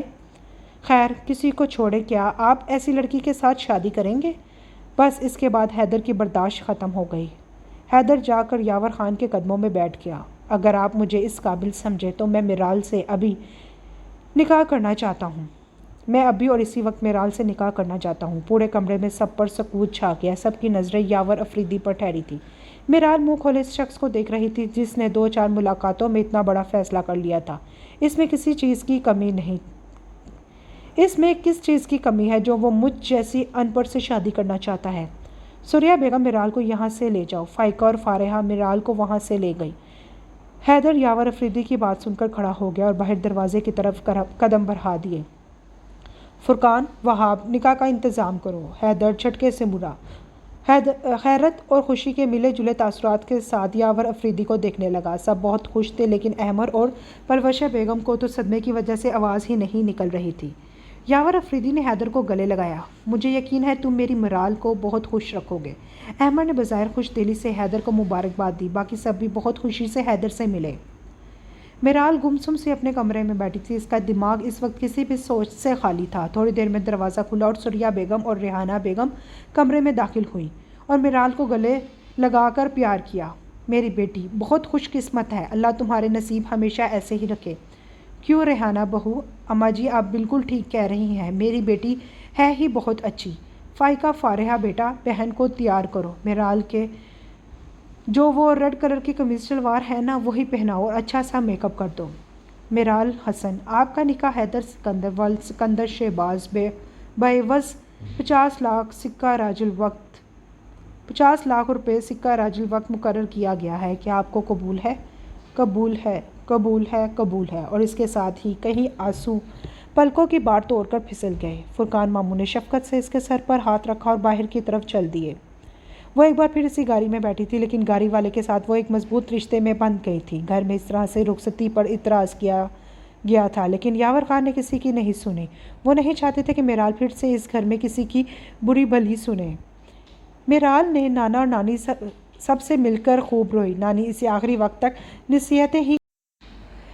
मिराल कुन अंकियों से सिकंदर को देख रही थी। अच्छा खासा हैंडसम है, ब्लैक कमीज शलवार पर ऑफ वाइट चादर रखे, कलाई में ब्रांडेड वॉच सिलिके से पहने जिसे और बाल वो बहुत ही खूबसूरत था। हैदर ने अचानक से मिराल की तरफ देखा और मुस्कुरा दिया। मिराल जल्दी से बाहर की तरफ देखने लगी। अब तो हम आपके ही हैं, फुर्सत से देख लें, अब तो आपका हक बनता है। हैदर खुशदिली से बोला तो अब तो मिराल से नज़र भी नहीं ऊपर उठाने को हुई। वो खुद को ही कोसने लगी। क्या ज़रूरत थी इसे इतने गौर से देखने की। हैदर ने गाड़ी से नीचे उतरने के लिए मिराल की तरफ हाथ बढ़ाया लेकिन मिराल ने इसके हाथ को इग्नोर करके गाड़ी का हैंडल पकड़कर उतर गई। इसके उतरने के बाद हैदर आगे आगे चल पड़ा। वो भी इस सिमत में चल पड़ी। अंदर लाउंज में एक बुज़ुर्ग बैठे थे। हैदर ने इन्हें सलाम किया और मिराल से भी तारुफ करवाया। मिराल, ये हैं खान बाबा, और खान बाबा ये है मेरी बीवी मिराल। खान बाबा, किधर है सफ़िया बीबी? बेटा मैं बुलाता हूँ। बाबा इन्हें कहें मिराल को ऊपर रूम में ले जाए। जी जो हुक्म बेटा। ये कहकर खुद हैदर बाहर निकल गया। इसने बाहर आकर देखा तो इसके मोबाइल पर अनगिनत कॉल्स आई हुई थी। सिकंदर ने शहबाज खान का नंबर मिलाया तो पहली ही बेल पर कॉल उठा ली गई। तुम्हें ख्याल आ गया है हमारा? कहाँ हो तुम?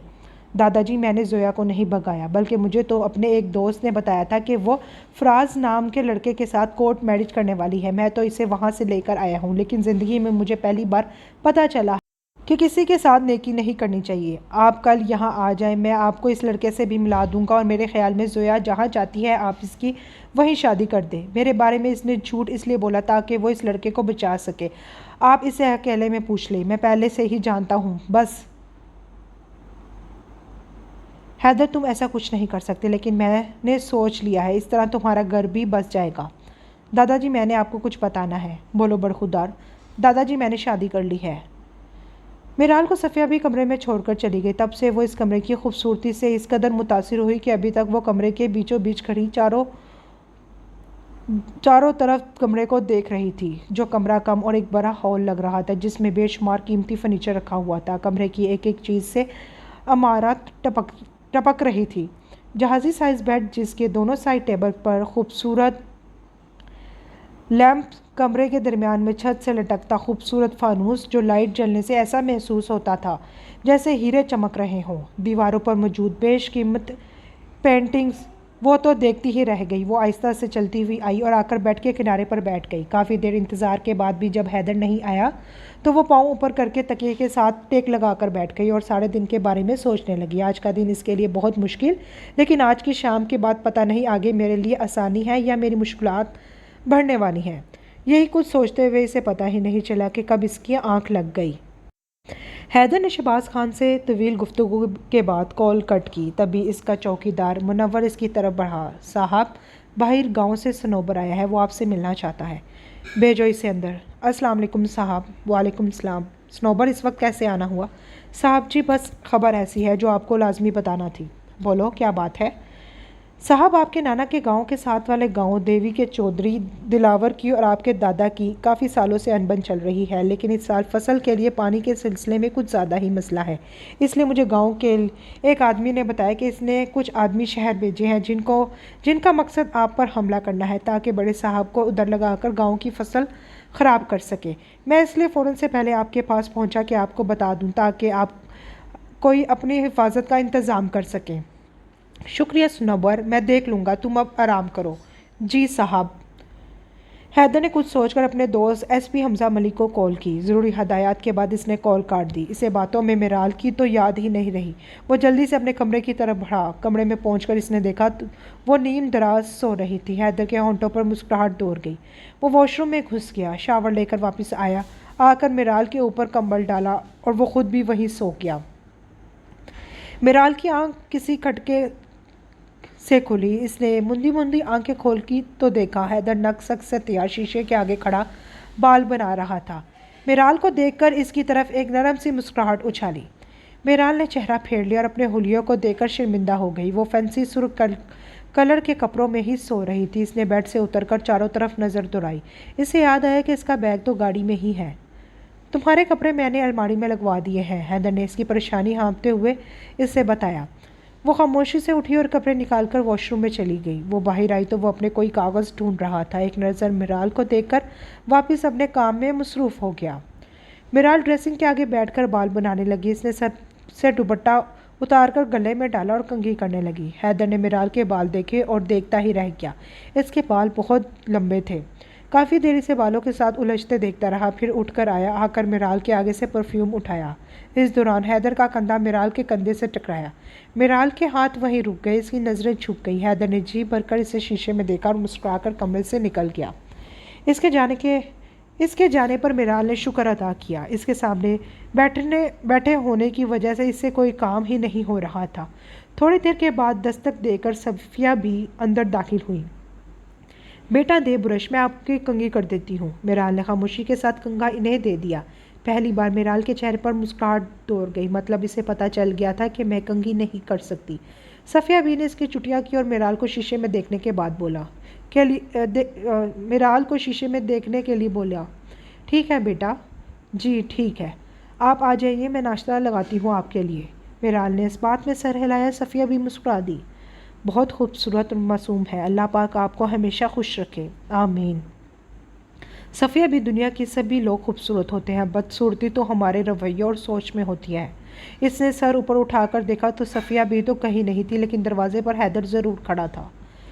जल्दी से नीचे आ जाओ, दादाजी आए हैं। हैदर की बात सुनकर मिराल ने इसकी नज़रों से जज़ब होकर सर पर दुपट्टा रखा और दरवाजे की तरफ बढ़ी, लेकिन वह दरवाजे में किसी खंबे की तरह इस्तदा था।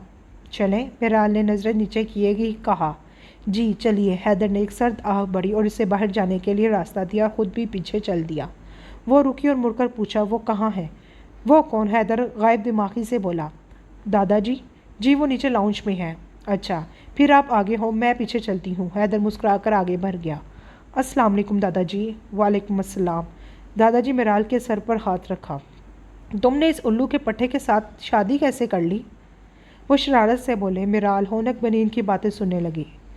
बेटी, नाश्ता करवाना है कि नहीं? जी जी मैं देखती हूँ। वो ये कहकर किचन की तरफ बढ़ गई। हैदर भी दादाजी के सामने वाले सोफे पर बैठ गया, जहाँ से किचन का मंजर साफ नज़र आ रहा था। नाश्ते के बाद हैदर, शहबाज खान और मिराल यावर अफरीदी की तरफ आ गए। सब लोग शहबाज खान को देखकर बहुत हैरान हुए और जिस तरह से वो दूसरे दिन ही पहुंच गए थे। पलवशा बेगम और अहमर का ख्याल था कि हैदर ने तो मिराल से इसकी खूबसूरती को देखकर शादी तो कर ली, लेकिन इसके घर वाले शायद कभी ना माने मिराल को अपनी बहू। लेकिन जिस तरह से वो बार बार मिराल को हंस हंस कर देख रहे थे। हैदर और मिराल एक साथ एक ही सोफे पर बैठे थे। मिराल काफ़ी देर से सबके पास जाना चाह रही थी। फ़ाइका और फारिया इसे इशारों में बुला रही थी, लेकिन हैदर जानबूझकर मिराल के दुपट्टे पर बैठा हुआ था ताकि मिराल वहाँ से कहीं ना जा सके। आखिरकार ये सब कुछ देखते दादाजी ही बोले, हैदर बेटा, तुम बहू के दुपट्टे पर बैठे हो। वो हैदर की शरारत समझ गए थे। हैदर ने मसनूई से मिराल की तरफ देखा और उसका दुपट्टा छोड़ दिया। मिराल दोबारा ड्राइंग रूम में आई तो वो कहीं नज़र नहीं आया। 2 घंटे के बाद वो वापस आया और फिर वो लोग इसके साथ वापस अपने घर की तरफ रवाना हो गए। मिराल जब गाड़ी में बैठने लगी तो हैदर ने इसे बोला, मिराल, लेफ़्ट साइड पर नहीं, राइट साइड से बैठो। पहले तो वो हैरान हुई, फिर बैठने के बाद इसे अंदाज़ा हुआ कि गाड़ी की पीछे वाली सीट पर दूसरी साइड पर जा बजा बैग्स पड़े थे। दादाजी तो गांव के लिए रवाना हो गए थे और जाने से पहले मिराल के हाथ पर बहुत सारे पैसे देकर और इन्हें गांव आने की दावत देकर गए थे। मिराल रात के खाने के लिए सफ़िया बी की मदद के लिए किचन में घुस गई। खाना खाकर मिराल कमरे में आ गई। इसने ईशा की नमाज अदा की। दुआ के लिए हाथ उठाए तो कुछ समझ ना आया कि क्या मांगे। इसे तो सब कुछ रब ने बिन मांगे ही दे दिया था। बस इसकी दुआओं में माँ बाप, नाना नानी के बाद एक और शख्स शामिल हो चुका था। खटके की आवाज़ पर इसने पीछे मुड़कर देखा तो वो बहुत सारे बैग्स लिए चला आ रहा था। इसने सारे बैग्स लाकर बेड पर डाल दिए। वो जाए नमाज लेकर उठी तो बोला, ये मैंने तुम्हारे लिए शॉपिंग की है, देख लो, और बाकी जो कुछ रह गया हो वो सुबह मेरे साथ चल कर ले लेना। ये कहकर वो अपना नाइट सूट लेकर वॉशरूम में चला गया। वापस आया तो इसे इसी पोजीशन में खड़े पाया। मिराल ने इसकी तरफ देखा तो बोला, क्या हुआ? औरतें तो ये सब देखकर पागल हो जाती है। वो इसके सामने आकर खड़ा हो गया। इसे पकड़कर बेड पर बिठाया। ये सब खोल कर देखो, जो पसंद आए वो रखो, जो पसंद ना आए वो बाहर रहने देना। मैं एक कॉल करके आता हूँ, तुम तब तक ये समेटो। वो इसका गाल थपथपा कर बाहर निकल गया। मिराल जो जो बैग्स खोलते इसकी हैरानगी बढ़ती जा रही थी। कपड़े, जूते, cosmetics, perfume, lotion, hair bands, jewellery, हर चीज़ मौजूद थी और इतनी चीज़ें इसने अपनी अब तक की ज़िंदगी में नहीं देखी थी। इसने जल्दी से सारे कपड़े अलमारी में लगाने और जूते भी रखे, लेकिन बाकी चीज़ों की समझ ना आई कि किधर रखे। तभी हैदर दोबारा कमरे में दाखिल हुआ और इसे शशो पंच में देखकर सारी चीज़ें उठाई और ड्रेसिंग रूम में अलमारी में रखी। वो भी साथ साथ रखती गई। इतनी चीज़ों की क्या ज़रूरत थी? ज़रूरत थी तो तभी लाया हूँ। कल तुम पहली बार अपने मेके गई हो और मुझे तो वहाँ जाकर पता चला कि तुम जो शादी से पहले कपड़े पहनती थी वही पहनकर चली आई हो इधर भी। इससे क्या फ़र्क पड़ता है? मुझे फ़र्क पड़ता है। तुम अब मेरी बीवी हो, मेरी जिम्मेदारी हो। तुम्हारी हर चीज़ का ख्याल रखना मेरा फ़र्ज़ है। वो इसका हाथ पकड़कर बेड तक ले आया। अपनी मुँह दिखाई नहीं लोगी? अब मिराल कन्फ्यूज़ हो गई। इसकी हथेलियाँ पसीने से भीग गई। हैदर ने बहुत खूबसूरत पेंडेंट गिफ्ट किया इसको, जिसके दरमियान में हीरा जड़ा था। मिराल एक पल को देखती ही रह गई और तभी हैदर के मोबाइल पर रिंग हुई। वो एक्सक्यूज़ करता हुआ उठा और बाहर निकल गया। थोड़ी देर के बाद हैदर कमरे में दाखिल हुआ। वो कुछ परेशान लग रहा था। क्या हुआ है? खैरियत? वो आहिस्ता से चलता हुआ मिराल के पास आया। हाँ, सब खैरियत है। वो हाथ की उंगलियों से सर मसलते हुए बोला, मुझे कुछ अर्जेंट काम से अभी गाँव के लिए निकलना है। दादाजी बुला रहे हैं। तुम अकेले परेशान तो नहीं होगी? मैं सफ़िया बी को कहता हूँ वो तुम्हारे पास ही आकर सो जाती हैं। ठीक है, फिर मैं चलता हूँ। वो जाने के लिए खड़ा हो गया। मिराल भी दरवाजे तक इसके साथ आई। दरवाजे पर रुककर हैदर ने पीछे खड़ी मिराल की तरफ देखा और इसकी पेशानी पर अपने प्यार की मोहर जब्त की और तेज़ तेज़ कदम उठाता इसकी नज़रों से ओझल हो गया। ठीक 5 मिनट के बाद सफ़िया बी मुंदी मुंदी आंखों से अपना तकिया और चादर संभालती कमरे में दाखिल हुई। बीबी जी, छोटे साहब ने भेजा है, मैं सो जाऊं यहाँ? जी सो जाए। मिराल भी खामोशी के साथ अपनी जगह पर लेट गई, लेकिन नींद इसकी आंखों से कोसों दूर थी। रात के ना जाने कौन से पहर इसकी आंख लगी। हैदर घर से निकला तो रात के 11 बज रहे थे। इसे गांव से कॉल आई थी कि गांव जाते हुए शिबाज खान पर किसी ने हमला किया है, जिसमें इनका एक वफादार साथी जान बहक हो गया है, जबकि शिबाज खान मुतज़ाती तौर पर बच गए। हैदर के बस में नहीं था कि वो उड़कर दादाजी के पास पहुंच जाए। वो 2 बार इनसे बात भी कर चुका था, लेकिन वो मुतमईन नहीं हुआ था। उन्होंने इसे रात को आने से मना किया था, लेकिन वो हैदर सिकंदर है, मजाल है जो किसी की सुन ले। रात को 1 बजे वो हवेली पहुंचा तो वहाँ दिन का समा लग रहा था। बहुत से लोग आ जा रहे थे। हैदर अपनी गाड़ी गैराज में पार्क करके भागता हुआ अंदर हुजरे तक पहुंचा, जहाँ इस वक्त शहबाज खान मौजूद थे। हैदर जब हुजरे में दाखिल हुआ तो सबसे पहली नज़र सिकंदर पर पड़ी, जिसने मलामती नज़रों से हैदर को देखा। शहबाज खान भी खड़े हो गए और हैदर से नाराज़गी का इजहार किया। मैंने तुम्हें इस वक्त आने से मना किया था ना, फिर क्यों आए? बस दादाजी, नहीं रहा गया, बैठो। वो रौबदार अंदाज में बोले, लेकिन वो भी हैदर सिकंदर था, ऐसी बातों से डरने वाला नहीं था। नहीं दादाजी, मैं दादी से मिल के आता हूँ। और इनकी सुने बगैर हुजरे से निकलता चला गया। हवेली में दाखिल होते हुए सबसे पहले निदा बेगम से मुठभेड़ हुई। अस्सलाम वालेकुम, ये कहकर हैदर आगे बढ़ गया। बड़े हॉल में पहुंचा तो वहाँ फ़ारूक, वजाहत, शाहाना, ताबिंदा और छोटी पार्टी में भी सारे लोग मौजूद थे। शयान और शानजे सबसे पहले हैदर के पास पहुंचे। वो शयान से गले मिला और शानजे के सर पर बोसा दिया। बाकी भी सब उठकर मिले। फ़ारूक साहब ने खुशी से गले लगाया। अलबत्ता जोया अपनी जगह से नहीं हिली। इसे लगा कि इस बार वो इसे नहीं छोड़ेगा। सबसे मिलकर हैदर दादी की तरफ बढ़ा, जिन्होंने इसे देखकर अपनी बाहें फैलाई, और हैदर को इनकी बाहों में आकर ममता का एहसास होता था। इस वक्त भी वो बहुत देर इनके गले लगा रहा। फिर वहाज ही बोला, दादी, हमारे हिस्से का लाड भी इधर ही जाता है, अब बस भी कर दे। इसकी बात पर बाकी सब खिलखिलाकर हंस दिए। यंग पार्टी सारी हैदर के गिर्द दायरे में बैठ गए और इससे मुख्तलिफ सवालात करने लगे। वो भी खुश मजाजी से इनके सवालात के जवाब दे रहा था। फिर आहिस्ता आहिस्ता सब लोग अपने कमरे में चले गए। हैदर दादी को इनके कमरे में छोड़कर खुद दादाजी के पास आ गया, जहाँ फ़ारूक भी मौजूद थे। उन्होंने हैदर से जोया की तरफ से माफ़ी मांगी। कोई बात नहीं चाचू, वो मेरे लिए शानजे की तरह ही है। इस बात पर सिकंदर ने सर उठाकर इसे देखा। क्या वो अब हमें अपनी फैमिली समझता है? इन्हें अंदर से एक अजीब खुशी हुई। इन्हें भी अब एहसास हो गया था कि उन्होंने हैदर की माँ के साथ ज़्यादती की थी। सुबह 10 बजे लाल खान का जनाजा अदा हुआ। फिर इसके बाद शहबाज खान, सिकंदर, वजाहत, फ़ारूक, उमर अली सब लोग थाने गए और लाल खान के कातलों के खिलाफ रिपोर्ट दर्ज करवाई। एसएचओ ने जल्द से जल्द कातलों को पकड़ने का दावा किया। हैदर वहाँ से सबसे मिलकर शहर की तरफ रवाना हो गया। शहर पहुंचकर वो घर की बजाय ऑफिस चला गया, जहाँ बहुत से काम पेंडिंग थे। काम की मसरूफियत में इसे याद ही नहीं रहा कि वो घर कॉल करके बता दे कि वो वापस आ गया है। होश इससे तब आया जब घड़ी पर टाइम देखा, जहाँ रात के 10 बज चुके थे। वो अपनी फ़ाइल समेट कर रवाना हुआ। रास्ते में आते हुए इसने एक मोबाइल शॉप से मिराल के लिए मोबाइल लिया। घर पहुँचते पहुँचते रात के 12 बज गए थे। खान बाबा जाग रहे थे। उन्होंने खाने के लिए पूछा, लेकिन हैदर ने इन्हें आराम करने का बोलकर अपने कमरे में आ गया। मिराल गहरी नींद सो रही थी। वो चेंज करके आया और मिराल के बराबर लेट गया। वो थोड़ी देर कोने के बल लेट कर इसे देखता रहा, लेकिन किस वक्त इसकी आंख लग गई। कुछ सारा दिन की थकावट थी और कल रात जागने की वजह से जल्दी ही सो गया। मिराल की आंख अपने ऊपर कुछ वज़न महसूस करके खुली। हैदर का बाजू इसकी कमर के गिर्द था। इसके बाजू का वज़न महसूस करके ही मिराल की आंख खुली। मिराल ने बहुत आहिस्तगी से इसका बाजू हटाना चाहा, लेकिन हैदर ने सोते हुए अपना बाजू इसकी गर्दन के गिर्द फैला दिया और इसका सर अपने सीने पर रखकर दूसरी बाजू भी इसके गिर्द फैलाकर सो गया, और इसके कलोन की खुशबू मिराल के हवासों पर छाने लगी। मिराल इसके जागने के डर से चुपचाप लेटी रही और फिर सुबह हैदर की आंख खुली तो मिराल कहीं नहीं थी। इसका सेलफोन भी साइड टेबल पर पड़ा था। वो फ्रेश होकर बाहर निकला तो वो अपने बैग में कुछ ढूंढ रही थी। तुम इतने सवेरे किधर गई थी? मैं दादी के पास थी, इनको नाश्ता करवाया है। आपके लिए नाश्ता लगवाऊं? तुम कर चुकी हो? जी, वो दादी ने इसरार किया तो कर लिया। दादी को बताती ना कि मैंने आपके पोते के साथ नाश्ता करना है, हैदर शरारत से बोला। हैदर मिराल के पीछे आकर खड़ा हो गया। मिराल ने पीछे मुड़कर देखा और इशारे से पूछा, क्या है? मैंने नाश्ता करके निकलना है। तुम मेरा बैग पैक करके आई थी ना, मैं घर से बैग लेकर निकल जाऊंगा। मिराल ने इस बात में सर हिलाया, लेकिन इस बार वो अपने आंसू हैदर से ना छुपा पाई। हैदर ने उंगलियों के पोरों से इसके आंसू साफ किए और इसे गले लगा लिया। मिराल के रोने में शिद्दत आ गई। इसी वक्त बगैर दस्तक दिए शान से कमरे में दाखिल हुई। ओहो, मैं गलत वक्त पर आ गई हूँ, सॉरी।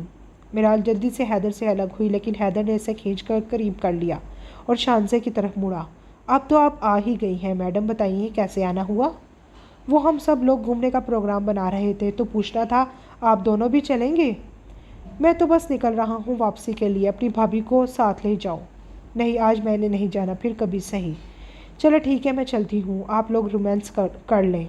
मिराल शर्मिंदा हो गई। हैदर मिराल की हालत देखकर खिलखिलाकर हंस दिया।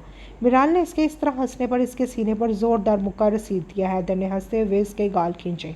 अच्छा मेरी बात सुनो, मैं जल्दी वापस आने की कोशिश करूँगा, तुम रोना नहीं, और हाँ, अगर डर लगे तो दादी के पास सो जाना। हैदर ने पॉकेट से खासी भारी रकम निकालकर इसके हाथ पर रखी और साथ में एटीएम कार्ड भी। ये मेरा कार्ड है, इसे यूज़ कर लेना, इसका पासवर्ड मैंने तुम्हारे मोबाइल में सेव कर दिया है। इसने दोनों चीज़ें ली और अलमारी में रख दी। मैं आपके लिए नाश्ता लगवाती हूँ। ये कहकर वो कमरे से निकलने लगी तो हैदर ने एक बार फिर इसका हाथ पकड़ लिया और बोला, मिराल परेशान नहीं होना। मिराल ने इस बात में सर हिलाया और कमरे से निकल गई। थोड़ी देर के बाद हैदर नीचे आया। ब्लैक पैंट पर ब्लैक शर्ट, बाजू पर कोट डाले, दूसरे हाथ में अपना लैपटॉप उठाए वो डाइनिंग रूम में दाखिल हुआ। दीन मोहम्मद चचा, मेरा ये बैग मेरी गाड़ी में रखवा दे। जी बेटा। वो बैठकर नाश्ता करने लगा। नाश्ते के बाद वो दादी के कमरे में आया। थोड़ी देर इधर उधर की बातों के बाद इसने अपना सर दादी के आगे झुका दिया। दादी इजाज़त दे, मेरी शाम की फ़्लाइट है, चलता हूँ। दादा और दादी से मिलकर वो बाहर निकल आया। गाड़ी तक मिराल इसके साथ आई। गाड़ी में बैठने से पहले मिराल को कुछ ज़रूरी हदायत की। जब दिल करे नाना की तरफ चली जाना, जब भी शहर जाओ दादाजी को बोलना तुम्हारे साथ स्नोबर को भेज देंगे। मैंने इन्हें बता दिया है, चलता हूँ, अब मोबाइल पे ही बात होगी। अपना ख्याल रखना, खुदा हाफिज़। खुदा हाफिज़। गाड़ी जब तक गेट अबूर करती मिराल वहीं खड़ी रही। गाड़ी जब नज़रों से ओझल हो गई वो बोझल दिल से अंदर की तरफ चल दी, लेकिन अभी 2-3 कदम ही चली थी तभी गाड़ी के हॉर्न की आवाज़ दोबारा सुनाई दी। इसने जल्दी से मुड़कर देखा तो हैदर ही था। इसने रिवर्स में ही गाड़ी वापस लाई थी। इसने मिराल को हाथ हिलाया। कमरे से देखते सिकंदर साहब को भी ज़िंदगी में पहली बार बेटे के ऐसे जाने पर दुख हुआ।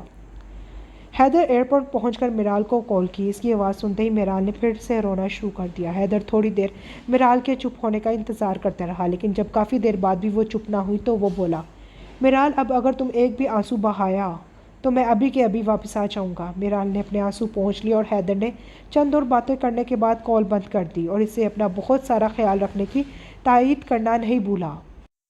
यहाँ पर अपने ऑफिस की तमाम जिम्मेदारियाँ वो वहाज के सुपुर्द कर गया था। वहाँ पहुँचकर भी वो रोज़ मिराल को 2 से 3 बार कॉल करता था। मिराल को सारे दिन में बस इसी वक्त का इंतज़ार रहता था जिस वक्त इसकी कॉल आती थी। हवेली में बहुत सारे मुलाजिम थे, करने के लिए कोई काम नहीं था, फिर भी मिराल मुलाजमों के सर पर खड़े होकर खाना पकवाती। वो बस हैदर के आने तक खुद को मसरूफ़ रखना चाहती थी। दादी इसको हैदर के बचपन के किस्से बताती थी कि जब इसकी माँ फोत हुई वो कैसे बिलक बिलक कर रोता रहा, और फिर इसके बाद इसने अपने गिर्द एक होल चढ़ा लिया। वो अपने दादा के अलावा किसी से बातें शेयर नहीं करता। इन्हें इसके हर काम की खबर होती। वो इनसे बहुत मोहब्बत करता है और वो भी अपनी हर बात इनसे शेयर करता है। बाप से तो अरसा हुआ इसने सलाम दुआ करना ही छोड़ दिया है, लेकिन हाँ, इसे शयान और शानद से बहुत प्यार है। अपनी माँ की निस्बत से इसे अपने ननिहाल वालों से भी प्यार है, वहाँ भी जाता रहता है। इसके दादा तो चाहते थे कि वो इसकी शादी ना से ही इसका वलीमा ही कर दें। वो चाहते थे बहुत शानदार तरीके से सेलिब्रेट करेंगे, लेकिन वो नहीं माना। कहता है जो पैसे आप मेरे वलीमे पर खर्च करेंगे इससे किसी गरीब को देकर इसका भला कर देना। अल्लाह बख्शे इसकी माँ को, वो भी ऐसी ही थी। तुम्हारी और इसकी आदतें बहुत मिलती हैं। पहले तुम्हें देखकर मैंने सोचा इसने तुमसे क्यों शादी की है। तुमसे ज़्यादा खूबसूरत लड़कियां तो इसकी यूनिवर्सिटी दौर में यहाँ हमारे घर आती रही, लेकिन जब से तुम यहाँ आई हो तुम्हारी आदत, तुम्हारा उठना बैठना देखकर मुझे समझ आई कि इसने तुम में अपनी माँ की शख्सियत देखी है। इसकी माँ तो चली गई इस दुनिया से, लेकिन वो हर औरत में अपनी माँ को ही ढूंढता रहा है। इसका ख्याल रखना, मेरे बेटे ने बहुत अजियत वाली ज़िंदगी गुजारी है। मिराल रात सोने के लिए लेटी तो इसे दादी की सारी बातें दिमाग में गूंजने लगी। इसने सोच लिया कि वो भी इसका ऐसे ही ख्याल रखेगी जैसे वो इसका ख्याल रखता है। इस वक्त नाश्ते पर सब लोग मौजूद थे। दादाजी, हैदर ने कॉल पर बताया था कि आज इनके नाना आएंगे। वो मुझे लेने आ रहे हैं। अगर आपकी इजाज़त हो तो मैं जाऊं? शहबाज खान को आज से 30 साल पहले की ऐसी ही एक सुबह याद आ गई। अब्बा जी, मुझे लेने आज बाबा आएंगे। अगर आपकी इजाज़त हो तो मैं इनके साथ जाऊं? इन्हें लगा आज फिर इनके सामने समिया बख्तावर खड़ी है। शहबाज साहब, मिराल पुत्र आपसे कुछ पूछ रही है। सुरैया बेगम ने शहबाज का कंधा हिलाया तो वो वापस हाल में लौटे। जी बेटा, चली जाना। हैदर ने दादा को कॉल की। जी दादाजी, मिराल चली गई है। जी बेटा, चली गई है। वो मुझसे इजाज़त लेके गई है। वो जानते थे कि वो यही बात जानना चाहता है कि वो इनसे पूछकर गई है कि नहीं। वो इससे ज़्यादा जानते थे। हैदर की मिराल से बात हो चुकी थी। वो जानता था कि वो यहाँ से जा चुकी है। इसने मिराल से नहीं कहा था वो दादाजी से पूछ कर जाए, लेकिन वो चाहता था कि जिनसे वो प्यार करता है और जिन लोगों की वो इज़्ज़त करता है, इन सब की मिराल भी इज़्ज़त करे। इसके कहने से नहीं बल्कि अपने दिल से। मिराल हैदर की नानी से मिलकर बहुत खुश हुई। वो इससे बहुत प्यार से मिली। उन्होंने अपनी बहुओं पोतों से सब से मिलाया मिराल को। सब बहुत प्यार से मिले, लेकिन हैदर के मामू का बड़ा बेटा, जिसका मिराल को नाम भी पता नहीं था, वो कुछ अजीब तरह से मिराल को देख रहा था। मिराल का इसको देखकर अजीब खौफ महसूस हुआ। नानी ने गांव से आने वाले सब लोगों से मिराल को मिलाया और साथ कहा, ये मेरे हैदर की दुल्हन है, मेरे समिया की बहू। मिराल को यहाँ आकर बहुत अच्छा लगा, लेकिन वो नहीं जानती थी कि इसकी ज़िंदगी में क्या तूफ़ान आने वाला है। इसकी ये हस्ती बस्ती ज़िंदगी कौन से तूफ़ान के ज़ेर असर आ चुकी है। हैदर को आज बहुत बेचैनी थी। वो सुबह से अब तक कोई 7 दफ़ा मिराल को कॉल कर चुका था। हर बार इसके पूछने पर वो इसे बताती कि वो बिल्कुल ठीक है। हैदर ने दादा को भी कॉल की। उन्होंने भी इसे बताया कि वो ठीक है। हैदर ने अपनी इस कदर बेचैनी की वजह से अपना बाकी का काम अपने एक दोस्त के सुपुर्द करके पाकिस्तान के लिए अपना टिकट करवा दिया। अभी इसका एक पूरा हफ्ता बाकी था इसकी वापसी में, लेकिन इसे लगा शायद मिराल से इतने दिन दूर रहने की वजह से इसे इतनी बेचैनी हो रही है। इसने अपने आने के बारे में किसी को नहीं बताया। वो दादाजी और मिराल को सरप्राइज़ देना चाहता था। आज बख्तावर खान, बुरहान खान, वहाज खान, जुबैदा खातून, बुशरा बेगम और नगीना बेगम मज़ार पर जा रहे थे। मिराल भी इन लोगों के साथ जा रही थी। मिराल ने ब्लैक कलर का सादा सा सूट पहना और इसके साथ ग्रीन कलर की कढ़ाई वाली शॉल रखकर वो बाहर आई। कुछ देर के लिए सबकी नज़रें इस पर रुक गई। माशाल्लाह, नानी ने आगे बढ़कर इसकी नज़र उतारी, लेकिन दूर किसी की नज़र मिराल पर ही जमी थी और आज वो अपने काम को मुकम्मल करना चाहता था। मिराल, नाना जी और नानी एक गाड़ी में, जबकि बाकी सब दूसरी गाड़ी में बैठे थे। मिराल बहुत एक्साइटेड थी मज़ार पर जाने के लिए। इससे पहले वो कभी भी किसी भी मज़ार पर नहीं गई थी। वो नहीं जानती थी कि इस मज़ार पर क्या कुछ इसका मुंतज़िर है। हैदर आज बहुत खुश था। वो फ़्लाइट में बैठा सोच रहा था कि जब मिराल इसे देखेगी तो इसके क्या एक्सप्रेशंस होंगे। वो ख़ुद भी जल्द से जल्द इस तक पहुंचना चाहता था। जहाज़ ने जब पाक सरजमीन को छुआ तो हैदर ने खुदा का शुक्र अदा किया। इसके ऑफिस से इसे लेने ड्राइवर आया था। इसने ड्राइवर को वापस ऑफिस भिजवा दिया और ख़ुद गाँव के लिए निकल आया। गाड़ी लेकर वो बहुत एहतियात के साथ लेकिन बहुत रश ड्राइविंग कर रहा था।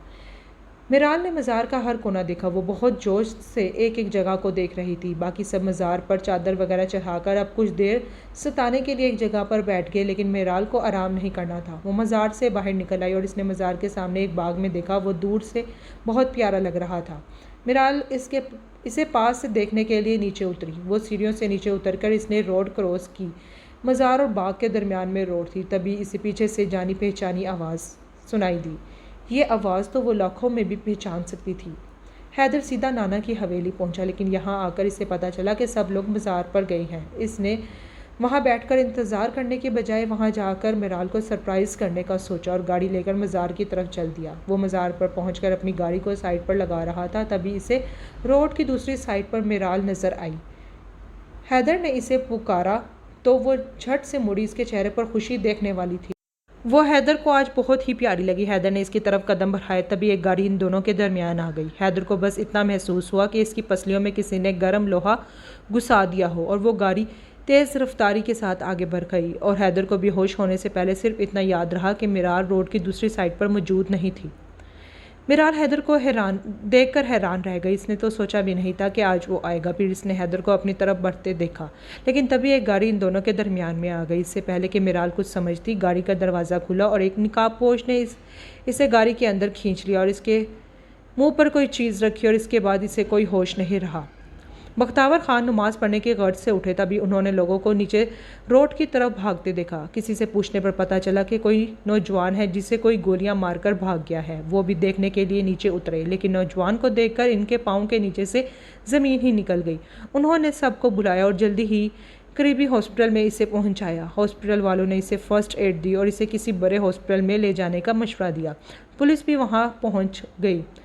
बड़ा हॉस्पिटल शहबाज खान के गांव में ही था। हैदर को हॉस्पिटल मुंतकिल किया गया और कई सालों के बाद आज बख्तावर खान कांपते हाथों के साथ शहबाज खान का नंबर डायल कर रहे थे। दूसरी ही बेल पर कॉल उठा ली गई।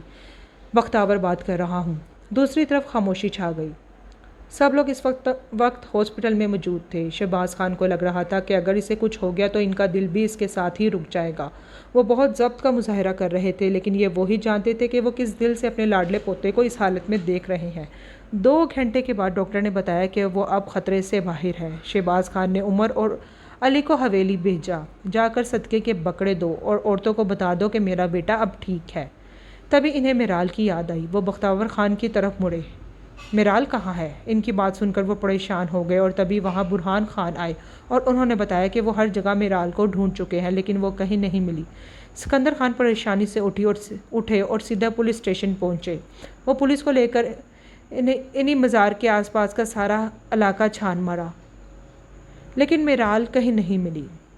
मिराल को होश आया तो इसने खुद को एक पुरानी बुसीदा सी कुर्सी के साथ बंधा हुआ पाया। इसकी आंखें खोलने पर सामने बैठे 2 निकाबपोश में से एक उठकर मिराल के पास आया।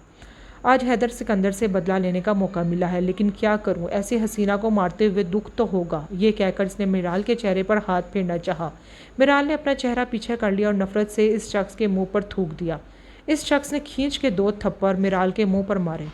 तुम लोग हैदर सिकंदर को आने तो दो, वो तुम लोगों का बहुत बुरा हाल करेगा, याद रखोगे तुम लोग। इन दोनों ने हंसना शुरू कर दिया। ए बीबी, मरे हुए लोग कब से अब वापस आने लगे? मिराल साख्त और जाम्द इनका चेहरा देखने लगी और वो दोनों इस पर हंसने लगे। मिराल को लगा कि बस सब कुछ ख़त्म हो गया है। जल्दी कर यार, इसका काम भी ख़त्म कर, फिर हमें यहाँ से निकलना है। एक ने मिराल के मुंह पर हाथ रखा और दूसरे ने चाकू से पैर दर पे कई वार मिराल पर किए और ज़मीन पर खून टिप टिप गिरने लगा। हैदर को सुबह 4 बजे होश आया। होश में आते ही इसने सबसे पहले मिराल के बारे में पूछा। दादाजी, मिराल कहाँ है? उन्होंने छुपाने की कोशिश की, लेकिन वो उखड़ गया। दादाजी, झूठ नहीं, सिर्फ सच, मिराल कहाँ है? दादाजी ने इसे सब बता दिया। इसी वक्त डॉक्टर अंदर दाखिल हुआ। सर, आपको रेस्ट की ज़रूरत है।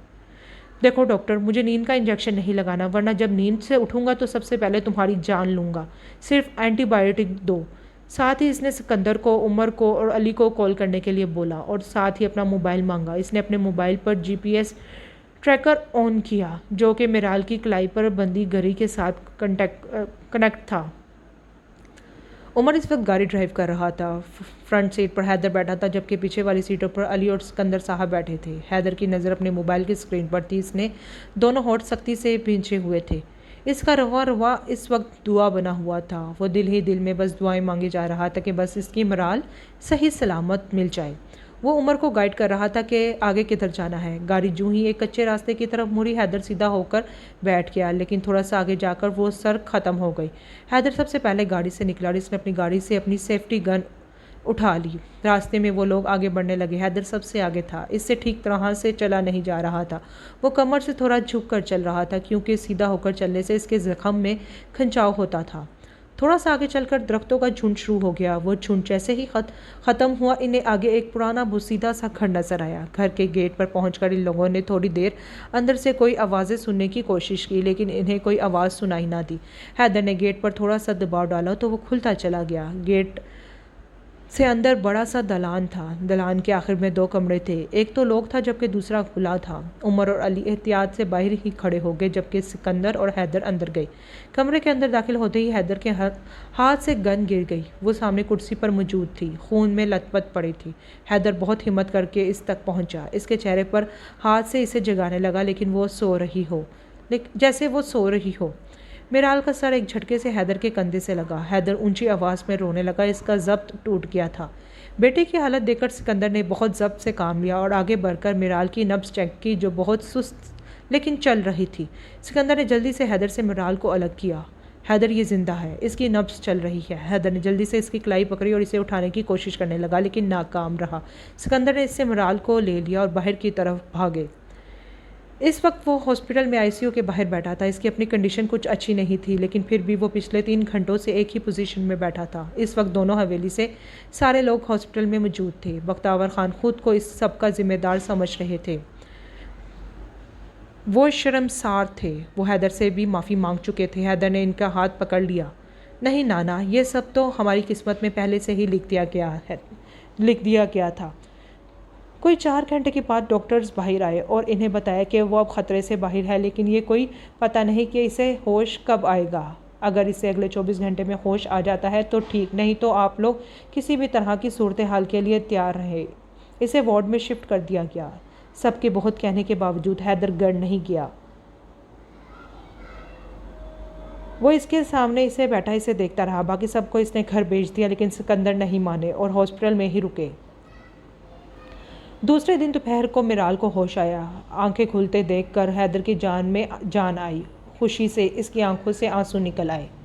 आज इस वाक़ये को पूरे 10 दिन गुजर चुके थे। हैदर का ज़ख्म ठीक हो गया था, लेकिन मिराल की कंडीशन कुछ अच्छी नहीं थी। सबके मना करने के बावजूद वो मिराल को हॉस्पिटल से सीधा अपने शहर वाले घर में ले आया था। इस बार शहबाज खान हैदर से इस बात पर नाराज़ हुए थे, लेकिन सिकंदर ने कुछ नहीं कहा। बस इतना बोले, बाबा जान करने दे जो इसका दिल चाहता है। वो मिराल के लिए हैदर की दीवानगी देख चुके थे। मिराल के ननियाल से भी सब लोग आए थे। नानी ने तो बाकायदा रोना धोना शुरू कर दिया था मिराल को देखकर, लेकिन इसने इन्हें खुद ही समझाया कि वो ठीक है। इसने इन्हें अपने ज़ख्म नहीं दिखाए। वहाँ सबको यही बताया था कि छोटा सा एक्सीडेंट हुआ था। आज अहमद, हया और पलवशा बेगम मिराल को देखने आए थे। वो सब मुलाजिम की संगत में मिराल के कमरे में आए। वो सब हैदर का घर देखकर हैरान हो रहे थे। वो लोग अभी बैठे थे कि हैदर आ गया। वो सबसे मगर मिराल की बेड की साइड पर रखी चेयर वो सबसे मिलकर मिराल की बेड की साइड पर रखी चेयर पर बैठ गया। पलवशा बेगम इसका तफसीली जायज़ा लेने लगी। वाइट कलर की शर्ट साथ ऐश ग्रे पैंट, इसी कलर का कोट पहने वो बहुत प्यारा लग रहा था। अब उन्होंने गौर से देखा। मिराल ने भी ग्रे और वाइट सूट पहना हुआ था। हैदर ने झुककर मिराल के कान में कुछ कहा, जिसके जवाब में इसके चेहरे पर मुस्कुराहट आ गई थी। पलवशा बेगम को ये सब कुछ बिल्कुल भी अच्छा नहीं लग रहा था। इनका तो ख्याल था कि इतने बड़े घर में इसकी शादी हो रही है तो इसकी वैसी इज्जत भी नहीं होगी, लेकिन यहाँ आकर देखकर इनके तन बदन में आग लग गई।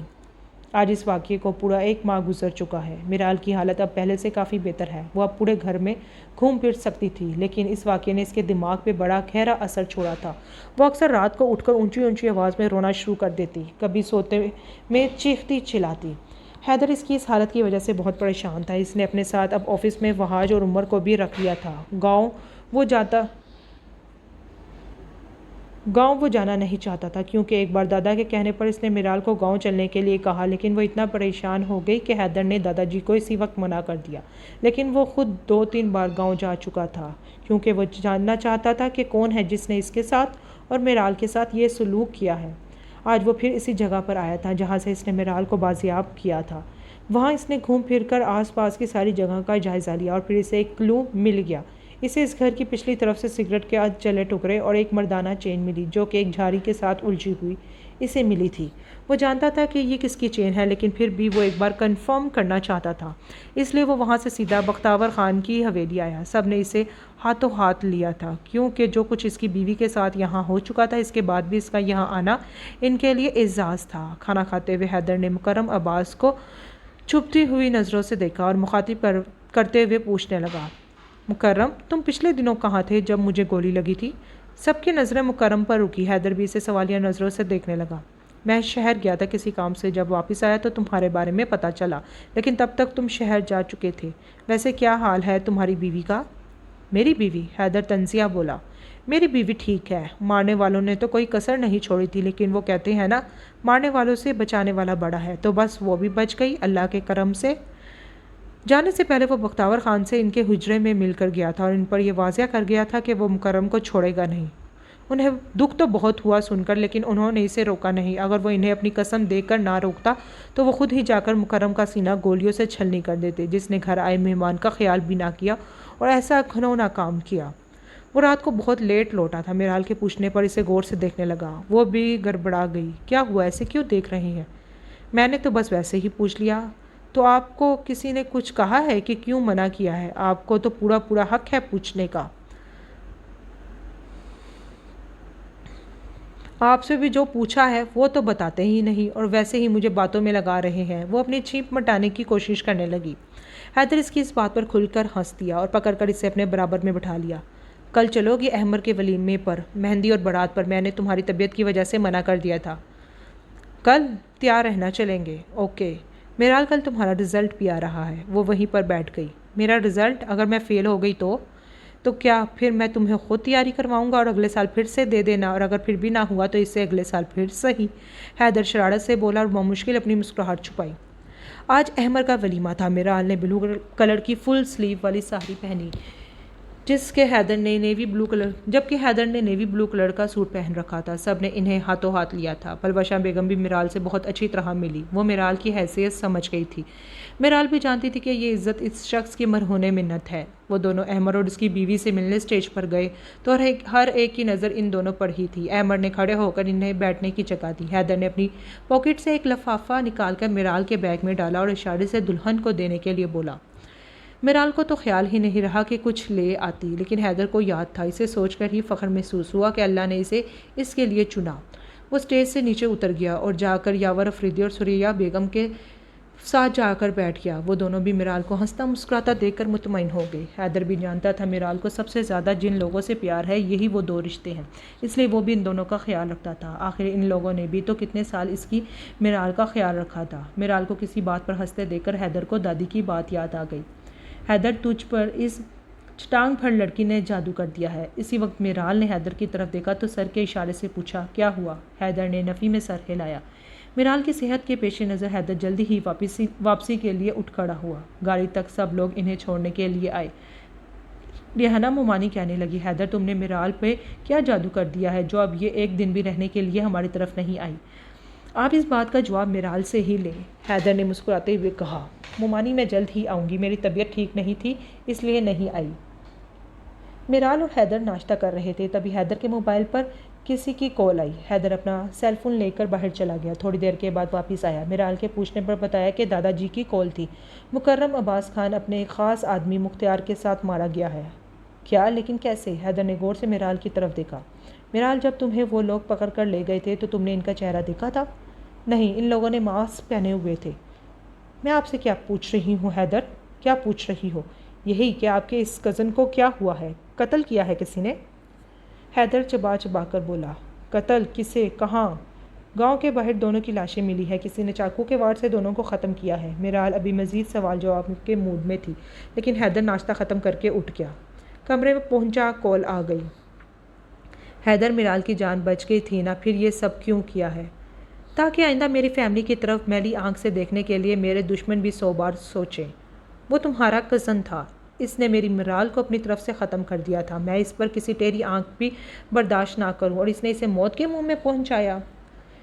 शहबाज खान मिराल और हैदर का धूमधाम से वलीमा करना चाहते थे, लेकिन हैदर नहीं मान रहा था। मिराल एक मैगज़ीन लेकर हैदर के पास आकर बैठ गई। क्या पढ़ रही हो? पढ़ तो नहीं रही, देख रही हूँ। ओके, क्या देख रही हो? मैं ये ब्राइडल ड्रेस देख रही हूँ, बहुत खूबसूरत है। हैदर ने मिराल के हाथ से वो मैगज़ीन ले लिया। इसमें एक मशहूर मॉडल गोल्डन कलर के लहंगे जिस पर गोल्डन ही काम किया हुआ था पहने हुए थी। हैदर को भी वो बहुत अच्छा लगा था। मिराल, मेरी और तुम्हारी शादी तो बहुत ही अचानक हुई थी। क्या तुम्हें भी दिल करता है कि काश तुम भी दुल्हन बनती? हाँ, दिल तो करता है, लेकिन आपको अच्छा नहीं लगता ये सब, तो मुझे भी नहीं अच्छा लगता। हैदर ने दादाजी को बोला कि वो सबको वलीमे की दावत दे दें। ज़्यादा लोगों को तो नहीं, लेकिन हाँ, बस मिराल के घर वाले और हैदर के घर वाले और ननिहाल वालों को। शहबाज खान को भी हैरत हुई। कहाँ तो मान ही नहीं रहा था और अब खुद ही कह रहा है। हैदर ने मिराल के लिए वही ड्रेस लिया था। इसे ज़ेबतन करके आज मिराल कोई अप्सरा लग रही थी। हैदर ने खुद भी ब्लैक टैक्सिडो सूट पहन रखा था। जो भी देख रहा था वो देखता ही रह जाता। वो मिराल के साथ स्टेज पर आकर बैठा तो मिराल इसे यकटक देख रही थी। और वाकई वो आज इतना प्यारा लग रहा था कि इसे नज़र ही नहीं हट रही थी। मिराल, ये सीन मेरी तरफ से होना चाहिए, तुम्हारी तरफ से नहीं, हैदर ने मिराल को खुद को तकते देखकर कहा। मिराल ने जल्दी से नज़रें झुका लीं। हैदर की नानी इनके साथ स्टेज पर आकर बैठी तो हैदर ने इन्हें खुद हाथ पकड़कर स्टेज पर चढ़ाया। इन्हें बिठाकर वो गया और बारी बारी मिराल की नानी और अपनी दादी को भी लेकर आया और फिर इन तीनों को दरमियान में बिठाकर हैदर और मिराल इनकी साइड पर बैठ गए और इनके साथ तस्वीरें ली। वलीमे का फंक्शन एक होटल में था। होटल से सब लोग वापस अपने घर की तरफ रवाना हो गए। हैदर मिराल को घर लेकर आया तो मिराल हैदर से नाराज़ हो गई। अरे हुआ क्या है, कुछ बताओ तो सही। होना क्या है हैदर, सिकंदर अंकल और निदा आंटी को मैंने बहुत कहा कि वो घर चले, लेकिन आपने एक बार भी इन्हें नहीं कहा। वो बार बार आपकी तरफ देख रहे थे दोनों। आप इन्हें कहेंगे, लेकिन आपने सबको कहा, लेकिन इन्हें नहीं। आपने शानजे को भी नहीं कहा। वो आपकी बहन है और आपसे बहुत प्यार करती है। यार, मेरा दिल नहीं करता। जब इन सब की मुझे ज़रूरत थी तो इन लोगों ने मेरे साथ भी ऐसा ही किया। भूल जाए सब कुछ हैदर। ओके, हैदर मुफाहिमी अंदाज में बोला। हैदर ने इसी वक्त मोबाइल निकालकर हैदर के नंबर पर कॉल की। उन्होंने दूसरी ही बेल पर कॉल उठा ली। हैदर ने इसी वक्त मोबाइल निकालकर सिकंदर के नंबर पर कॉल की। उन्होंने दूसरी ही बेल पर कॉल उठा ली। हैदर, खैरियत है? वो परेशानी से बोले। हम लोग अभी तो आए हैं। जी पापा, खैरियत है। वो आप लोग घर नहीं आए? मैंने इसलिए कॉल की है, हम लोग एक हफ़्ते के लिए मॉरिशस जा रहे हैं। वापस आएंगे तो आप लोग आइएगा। जी ज़रूर। सिकंदर हैरत और खुशी के मिले जुले तासुरात से बोले। वो बहुत खुश हो गए थे। कॉल बंद करके हैदर ने मिराल की तरफ देखा। मैडम, अब खुश? जी खुश। लेकिन हैदर, आप तो मुझे बिगाड़ देंगे मेरी हर बात मानकर। कोई बात नहीं, मैं रिश्तों के मामले में वैसे भी बहुत गरीब हूँ। सबके हिस्से का तुमसे ही मनवा लूँगा। हैदर मिराल का लहंगा हटाकर अपने बैठने की जगह बनाई। इसने मिराल के दोनों हाथों को अपने हाथों में लिया और सोने के कंगन इसे पहनाए। मिराल, मैं तुम्हें हमेशा बहुत खुश रखूँगा। तुमने मेरी ज़िंदगी में शामिल होकर मुझे मुकम्मल कर दिया है। दूर कहीं चांद इन दोनों के मिलन पर हंस रहा था। आज दो अधूरे लोगों ने मिलकर अपनी ज़िंदगी मुकम्मल कर ली थी। जो मकसूद हो वो आप तक पहुँचेगा, चाहे दो पहाड़ों के दरमियान में ही क्यों ना हो। और जो मकसूद नहीं है वो नहीं पहुँचेगा, चाहे वो आपके दो होंठों के दरमियान में ही क्यों ना हो। उम्मीद करती हूँ आपको ये नॉवल अच्छा लगा होगा। अगर अच्छा लगा है तो मेरे चैनल को सब्सक्राइब कर दीजिए और कमेंट, शेयर और लाइक भी लाजमी कीजिए। तो अभी के लिए इजाज़त दीजिए। अल्लाह हाफिज़।